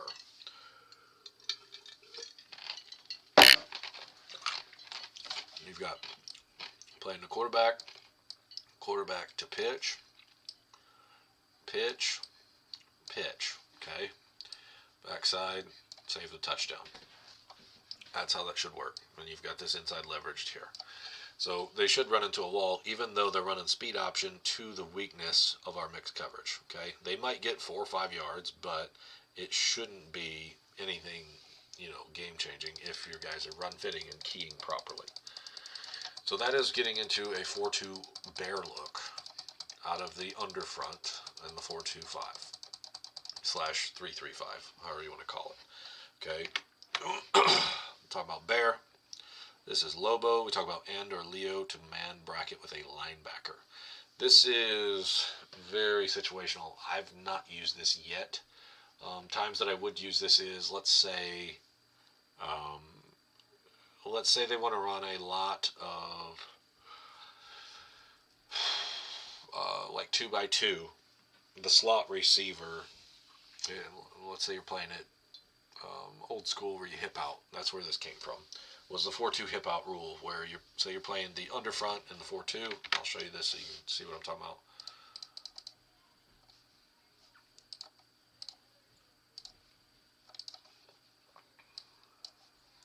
So you're playing the old school way of playing the 4-2. You're playing the under front. Whoops. I'm having a tough time remembering to change colors. I got to change them so much. So let's say we're playing under G. You're playing the hip out rule. Let's say because there's 3 receivers this side, you're going to play this like a pro look. Then you're just playing your palms back here. Okay. So let's say you're playing it like this. Kind of looks like a stretched out 4-3. You're playing the old hip out rule. This is where Lobo came into play. Because what you do is if you get a lot of this action where, like, I call it crab and lobster, where you get a drag and then you get an angle route off the back of it. This is why we would play it this way, because this kid, what he's going to do is he's going to play man up, and I'll show you that concept here in a second, but he's going to play him, this would be lobster to the left, crab would be to the right, but he would play him, they're going to play a bracket between these two, so he's got the in and he's got the out of whoever that is. So when he goes in, Mike takes him, and we've got that matched. He comes off, he sees this, and then he carries it, and he's got it matched. And because this comes off, we've squeezed and capped. This theoretically has been squeezed, and then whatever's going on out here. Okay, he's basically playing mod on him at that point, or depending on the drop, let's say he's running around the comeback, this kid gets his pass drop, does what he does, squeezes under one. Now we're making the comeback a difficult window. Okay, so that's why we came up with the Lobo call. Okay, and the whole reason of it was for when we were getting exchanges like this, or if they're running bunch and they're running around angle routes with the back out of the backfield, we ran that to bracket the side. Have we used it? No, but that's the reason it's built into the system. That's what Lobo is. Silver is just basically the, I think Gary Patterson, I think he called it COP. Dave Aranda, he talks about this. He calls it scat control. Okay, that's what silver was. Is basically when the back out, the edge takes them. Lobo is that bracket. Okay, and Miami is where we get into true 4-3 stack. Okay, so this is where you start getting really diverse with your looks and your presentations of what you can do with this personnel group. So let's get back into, we'll just go I-twins for a second. Let's go, why would we go 4-3? Let's go into flexbone, okay? This is one of the reasons we would do this, but typically we just run a snake call off of it, okay? And I did a separate video on flexbone. You can check that out on my channel. Let's say they get in a flexbone. The reason we would go, or even, you know, some of the other stuff where it's slot T, stuff like that, some of the old school slot T, wing T stuff where you've got the double slots. The reason we would go with the Miami call is for this specific purpose, to get from a 4-2 6-man box into like a 4-3 7-man box. Okay, so let's say we go field strength is that way. We go field, let's say we say field G, so that puts him in a G technique. Okay, we've got our Leo there, our N there in 5s. Okay, corner, corner, free. We got our Buck playing normal, our Mike playing here, and this is where we would get into Miami. Okay, let me fix this because the Miami call changes the front. So same thing, we're playing field Miami, okay? Field G Miami. So it's going to put your Leo in a 9 technique. And now you're playing true 4-3 stack defense. What that does is, instead of him playing the C gap, it moves him to the D gap and puts the Sam in the C gap. That's the big difference with the Miami call. Well, why do we do that? Because of the Miami Hurricanes 4-3. That's the only reason it's called Miami. I didn't have a better call for it. We just call it that to get into a 4-3 stack.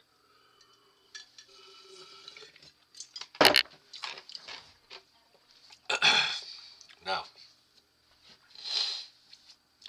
let's say I wanted to get into some of the more modern stuff that people like to run. Let's say I want to run the 6-1, okay, or the 4-3 where the outside backers are creeped up. Okay, a lot of people will do this, especially versus these sets, versus condensed sets. Belichick won a Super Bowl doing it a few years back against the Rams. But let's say we go over Indian snake, or over Indian bullets snake, and I'll show you what that looks like. Indian, over Indian is this. Okay, we're sitting with 2 eyes.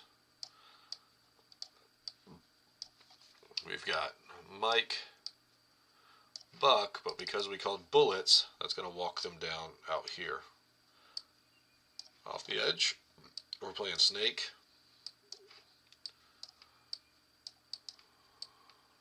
Okay, so now what does this look like? It looks like a broken 6-3, right? It looks like a broken goal line package, or it looks almost like a 4-4-3 dime package, etc. Okay. All this does is it forces you to teach your linebackers slightly different on their coverage rules, but nothing changes for anybody else. Okay. So if you're wanting to play whatever coverage you're wanting to play to this, you could call, if this is pro slot to you, or if this is twins to you, however you define this in your coverage vernacular for your split field coverage package, you've got to be able to teach these two kids what that means to them, because they are effectively now the Spurs. Okay. This kid's playing a 3 man-to-man, so when they get this triple option look, okay, let's say they want to run to this look. Let's say they want to run veer. Okay, and we're going to get, I'm trying to remember veer. We get down, arc. Okay, they're going to key this, key that. Say he wants to run this. And then they've got also the play action off of it, right? Theoretically, this kid should scrape, gap, gap, gap, falling in, window, falling in, scraping over the top, squeeze and take away the dive, squeeze, take away the pitch. Theoretically, we've got quarterback to pitch, quarterback to pitch. That's the way that should play out, okay? Theoretically, all right? This is our bullets call, and that, what all that does is that tells the linebackers, instead of playing here, we're going to move you out to basically a 70 technique, right? Now, if we want to say bullets mob, boom, they're going off the edge. Now we've sent 6. If we want to play, let's say, field Indian, bullets, snake, or field Indian, bullets, mob, snake, lock. Okay, locked up, locked up, locked up, locked up, sent it, and he's playing off the number 3. Okay, now you've got everything manned up and you're sending 6 out of that. Okay, it's just different looks. Have I ran that a ton? No. I have run it some at the youth ball level. It is effective at youth ball levels because nobody knows how to block at the youth ball levels. Honestly, they don't have blocking schemes, they don't have blocking rules, etc. At the high school level, I have not done that. Is it something that I could do? Yes. May I do it someday? Possibly. It's going to depend on things. So that's Miami. We talked about bullets, which I think is in a different sheet here. Let's get into underfront. And basically the difference between underfront and overfront is in the gap scheme world, it does 2 things primarily, and this is the bonus to underfront. Underfront allows you to push your linebacker out of the B gap to the read side quicker to help cover with trips and things like that, or quads. So underfront's great for that. It also forces gap scheme teams to think invertedly, and if they can't do that, under is a great answer versus gap scheme teams who like to line up and just run their same old thing to their schemes, because it messes with their blocking rules, it messes who they can pull, etc. Okay, I recommend under G jam, especially versus unbalanced teams. The jam on the backside of that under G, when they run unbalanced, they have the tight end and guard to the backside. It causes issues for them trying to get that tight end out in the passing game. Let's talk about odd, mint, and okie for a minute. Okay. So we'll get into odd, which is just 404, and I'll change the color just so we have a little bit of less monotony here. So let's say we call field odd, okay? Nose, tackle, end. I'm going to put the Leo here, Mike, Buck, okay? And because odd is similar to loose, we put the Sam, the corner. Anything odd, mint, okie, loose, they're all in that same family. That's how we're going to associate it. Okay, as far as that goes. Now we've got this look, 404. You can play lag techniques up front. It's head up. All they're doing is bull rushing the man there above.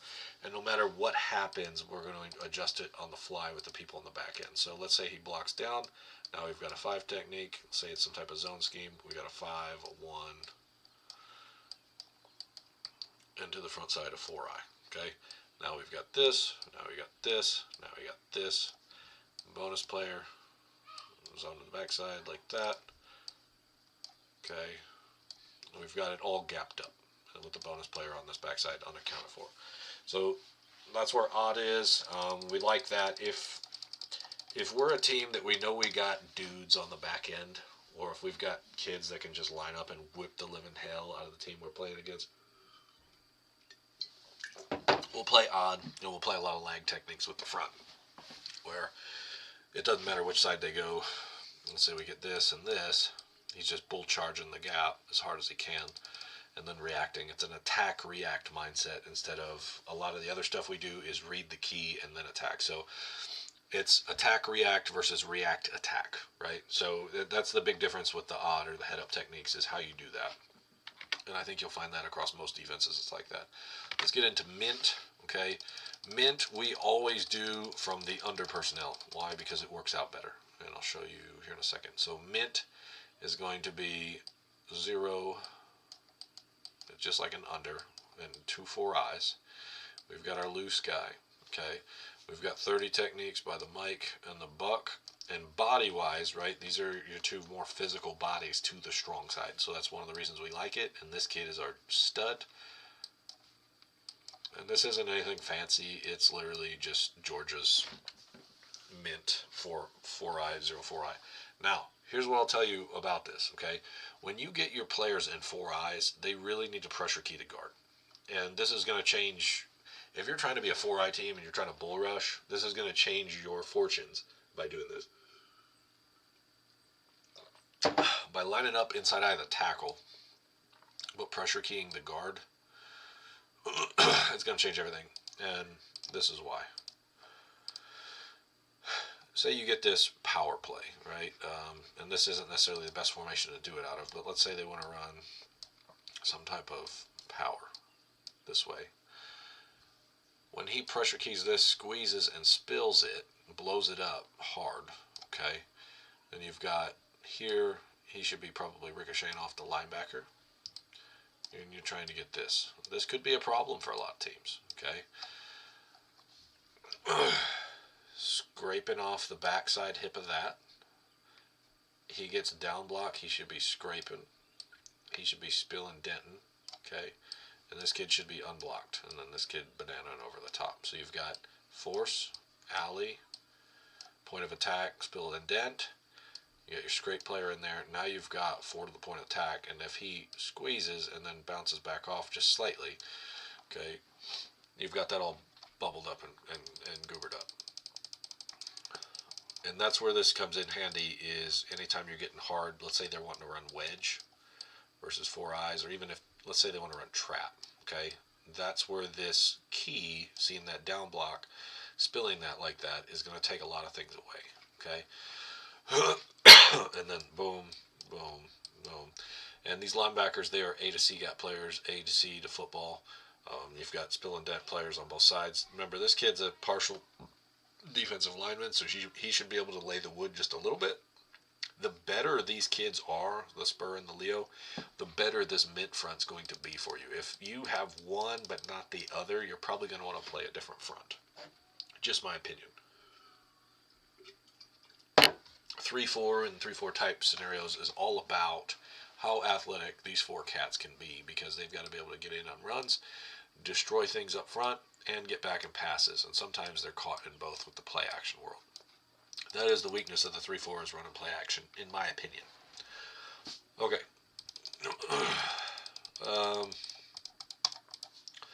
That's mint. Let's talk about Oki.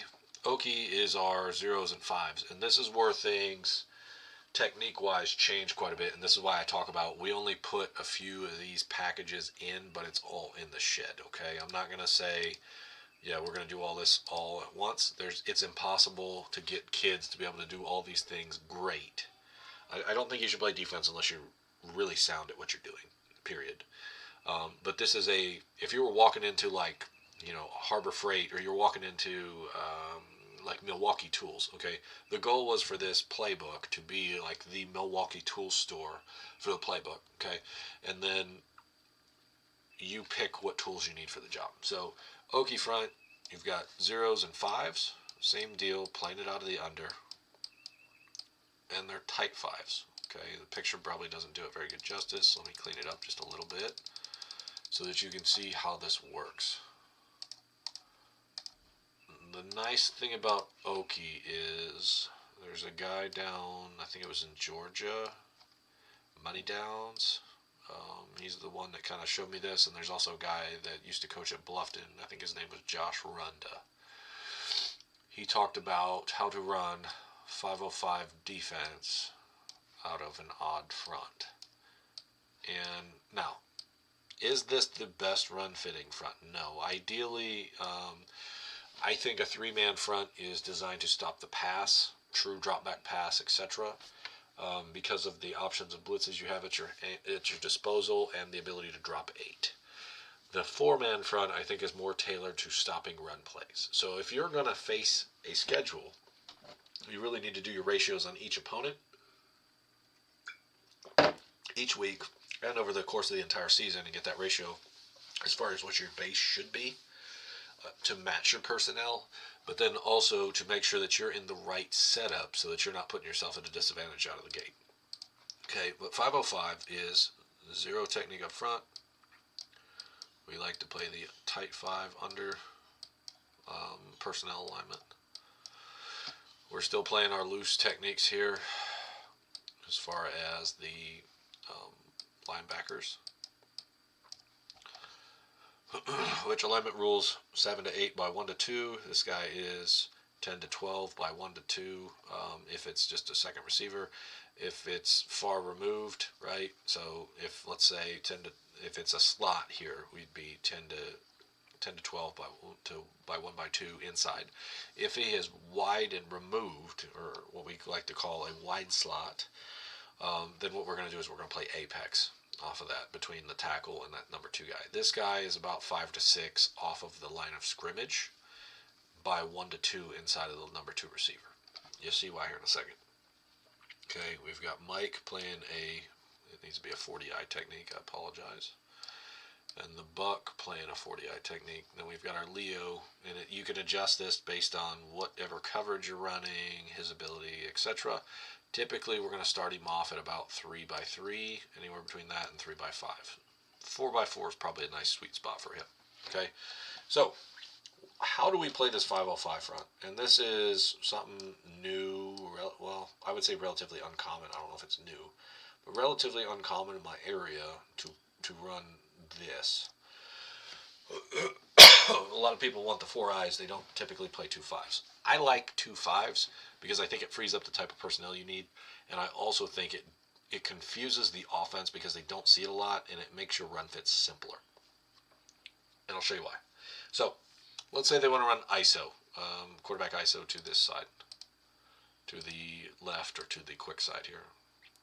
We're try to hammer it down, boom, to backer. Okay, say they want to fan out.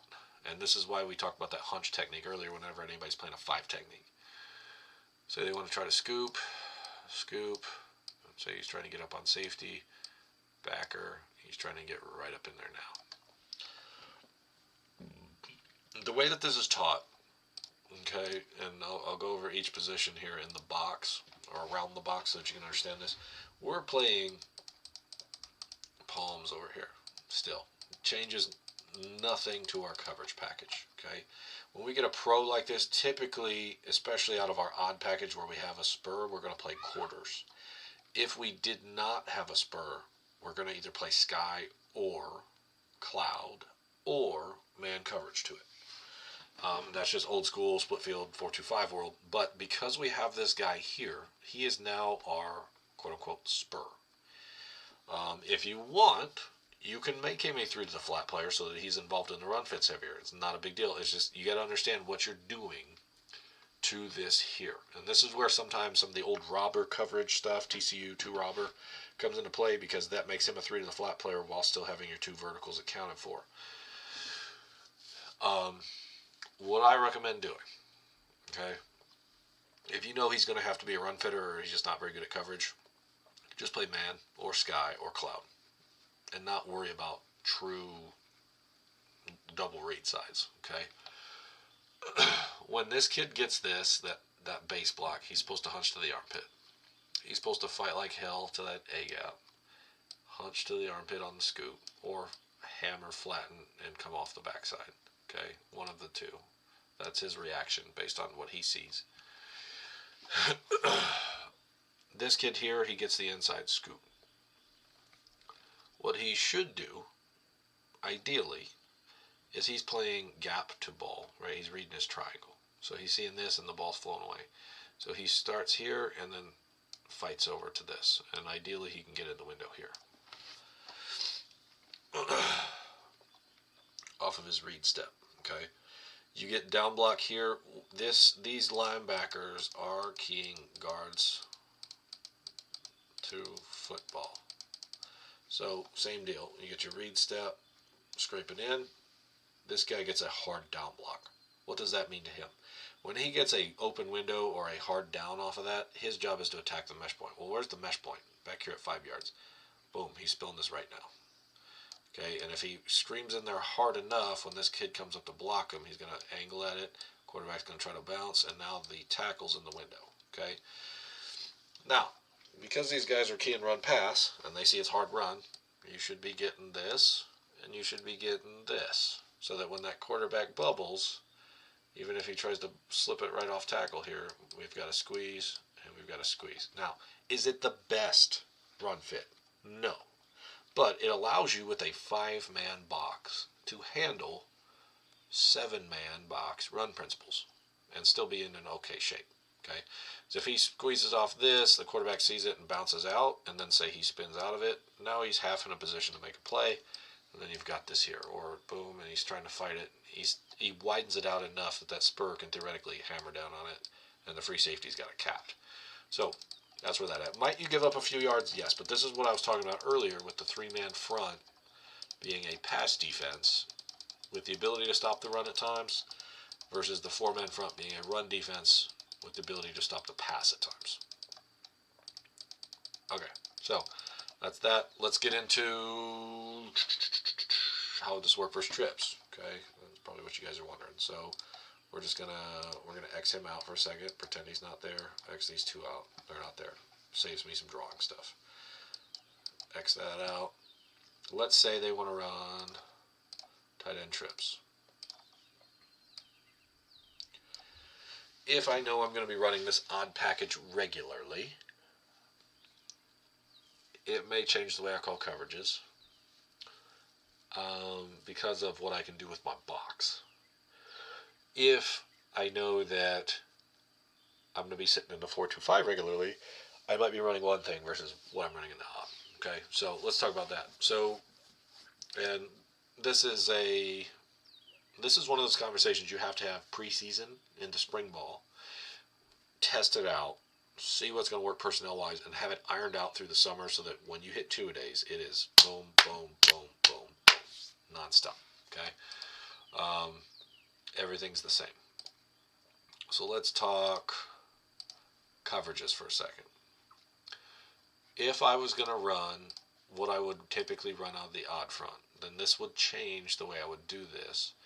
This kid would shift over here. This kid is going to shift over and out off of the hip, somewhere between hip and apex, playing 7x1 off 3-man coverage. We're going to play to read off of this. So now we've got 4 over 3. Okay. And if this kid's gone, what that's going to do to our backside is it's going to allow us to play wheel out here and corner back here. So now all we've done is we've shifted our box. Okay. And now we're still playing. This is 2 sky. And now what we've called, this is called a monster check with palms, which in our terminology is yellow. So we'll call it yellow monster. Okay. And that's the way that you get out of this 0s and 5s front. It looks like a broken 3-3-5, right? You're still playing split field coverage. A lot of your base things are still there. if I know I'm going to be a heavy odd front team, or if that's just the personnel I got, or if that's what the schedule dictates, because I'm going to see a lot of heavy passing teams, probably somewhere in the ratio of 60-40 pass, right? Then I'm going to run this odd, then I'm going to run monsters with it. Why? When they run trips, now if they want to run all kinds of different combinations, what it's done is it's changed what we handled versus mix. Remember, mix was this versus this look. And I'll show you just so you can see it, so that you can compare and contrast, see what's going to work for you.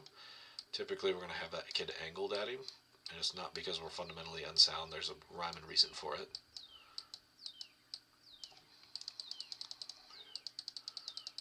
He is not allowed to cross in here. If that kid gets beat inside, he's fired, okay?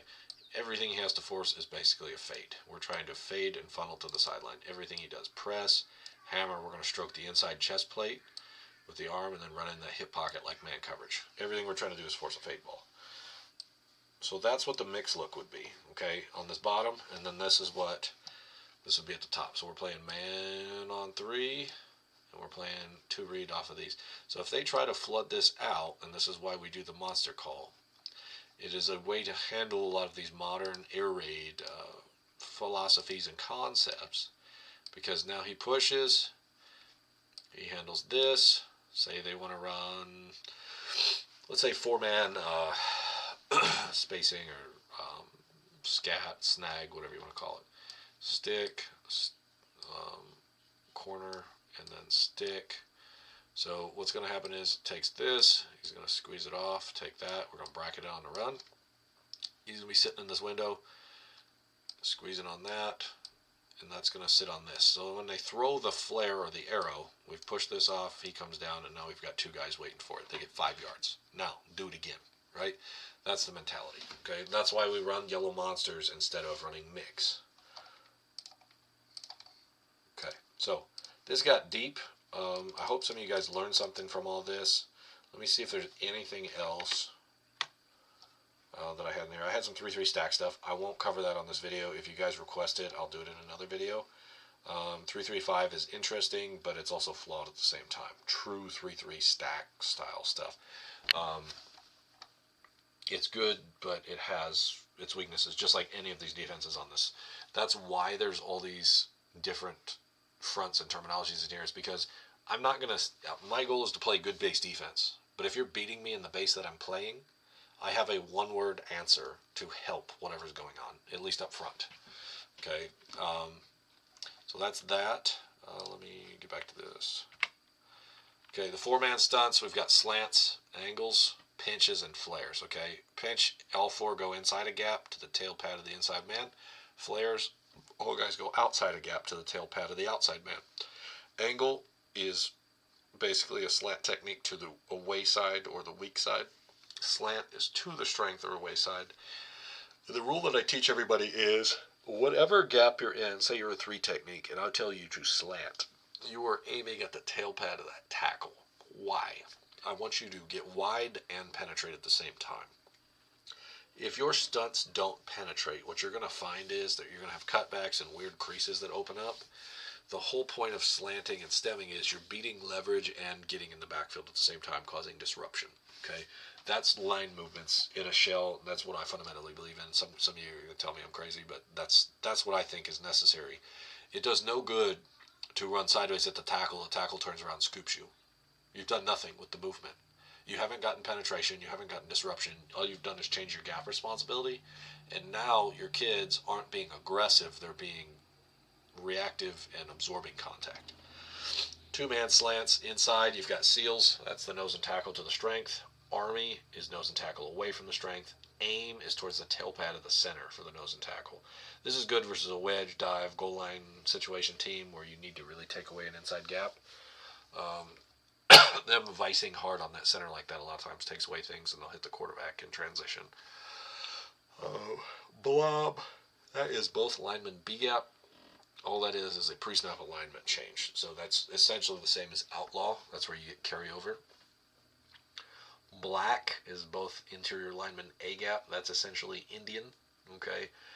The difference is, instead of playing eyes, or instead of playing a 3 technique or a 2-eye, we're actually going to play straight up in the gap.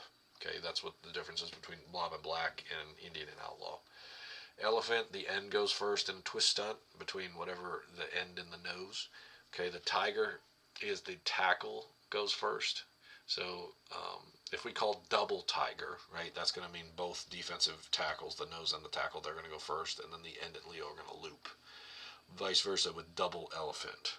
Double elephant's going to mean that the end and the Leo go first, and then the tackle and nose go first.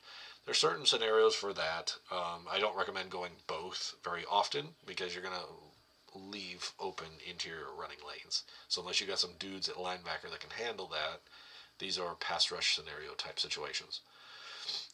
Sub, that's nose and tackle, go through the legs of the alignment across. If they're a bigger, more physical team and you just got to hold the point of attack or it's short yardage, that may be the way to go. It's similar to root hog. You're basically cut blocking them from the defensive side. I've never gotten called a penalty for it yet. It's the same thing as root hogging, essentially. SS, that's the split side of D-line slants. Okay, so what that means is split is in the I formation, whoever the guy is that's on the line of scrimmage but wide, that side of the line would slant to the strength. So if you called under SS, that means the tackle and the Leo would spike to the inside gap. So you could go SS Mike or SS Mob, and that's going to send both backers off of that SS stunt.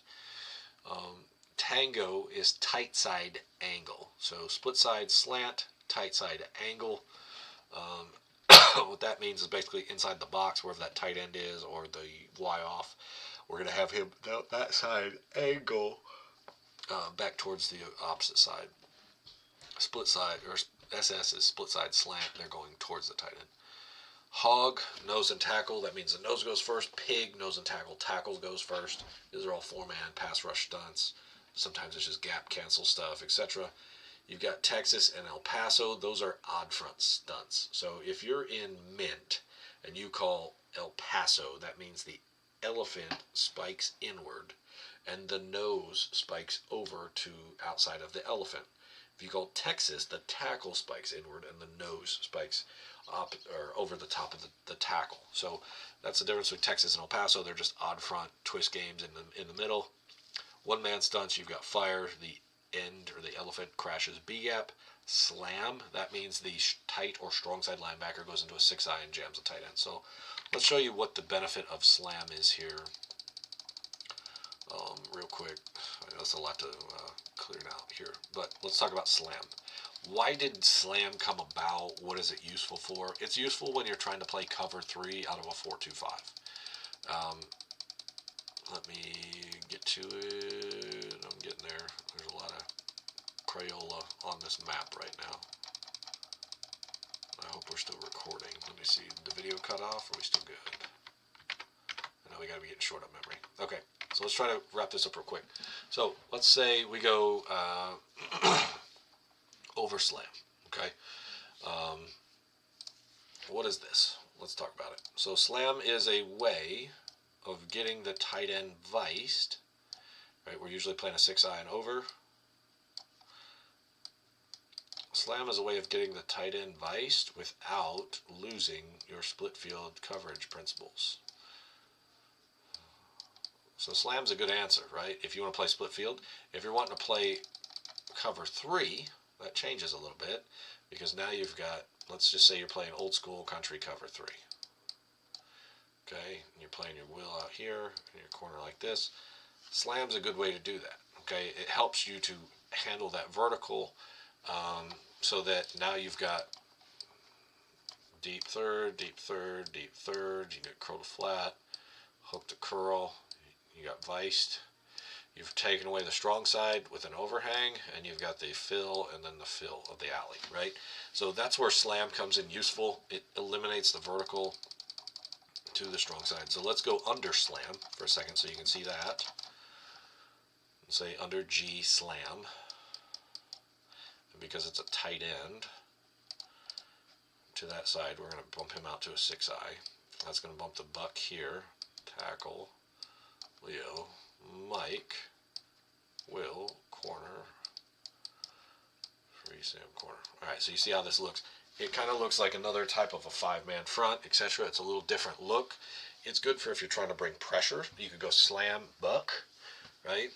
Where he jams and then takes off the edge, and now you've sent 2 off the edge.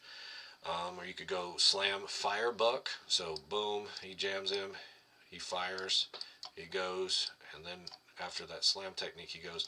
So that if he releases late, now we've got the Will, who's an athletic cat, manned up on him with no coverage. You've got pressure coming in the face of where this is going, and then you've got leverage on the backside. So if this quarterback tries to go like that, now we've got edge, now we've got pull-up player, right? It's not bad to get pressure that way. Messing with protections, things like that, messing with our options to do things, taking away vertical options. Let's say they want to run the crab route, so they're going to go fade out, and they want to run angle off the shallow, and then the comeback, okay? This takes away the out, so that when this kid comes down, he's free to hop on the shallow, so that this kid's good to there. He's going to squeeze off his quarter, so now our angle's basically double viced on the run. Expands underneath, inside over the top.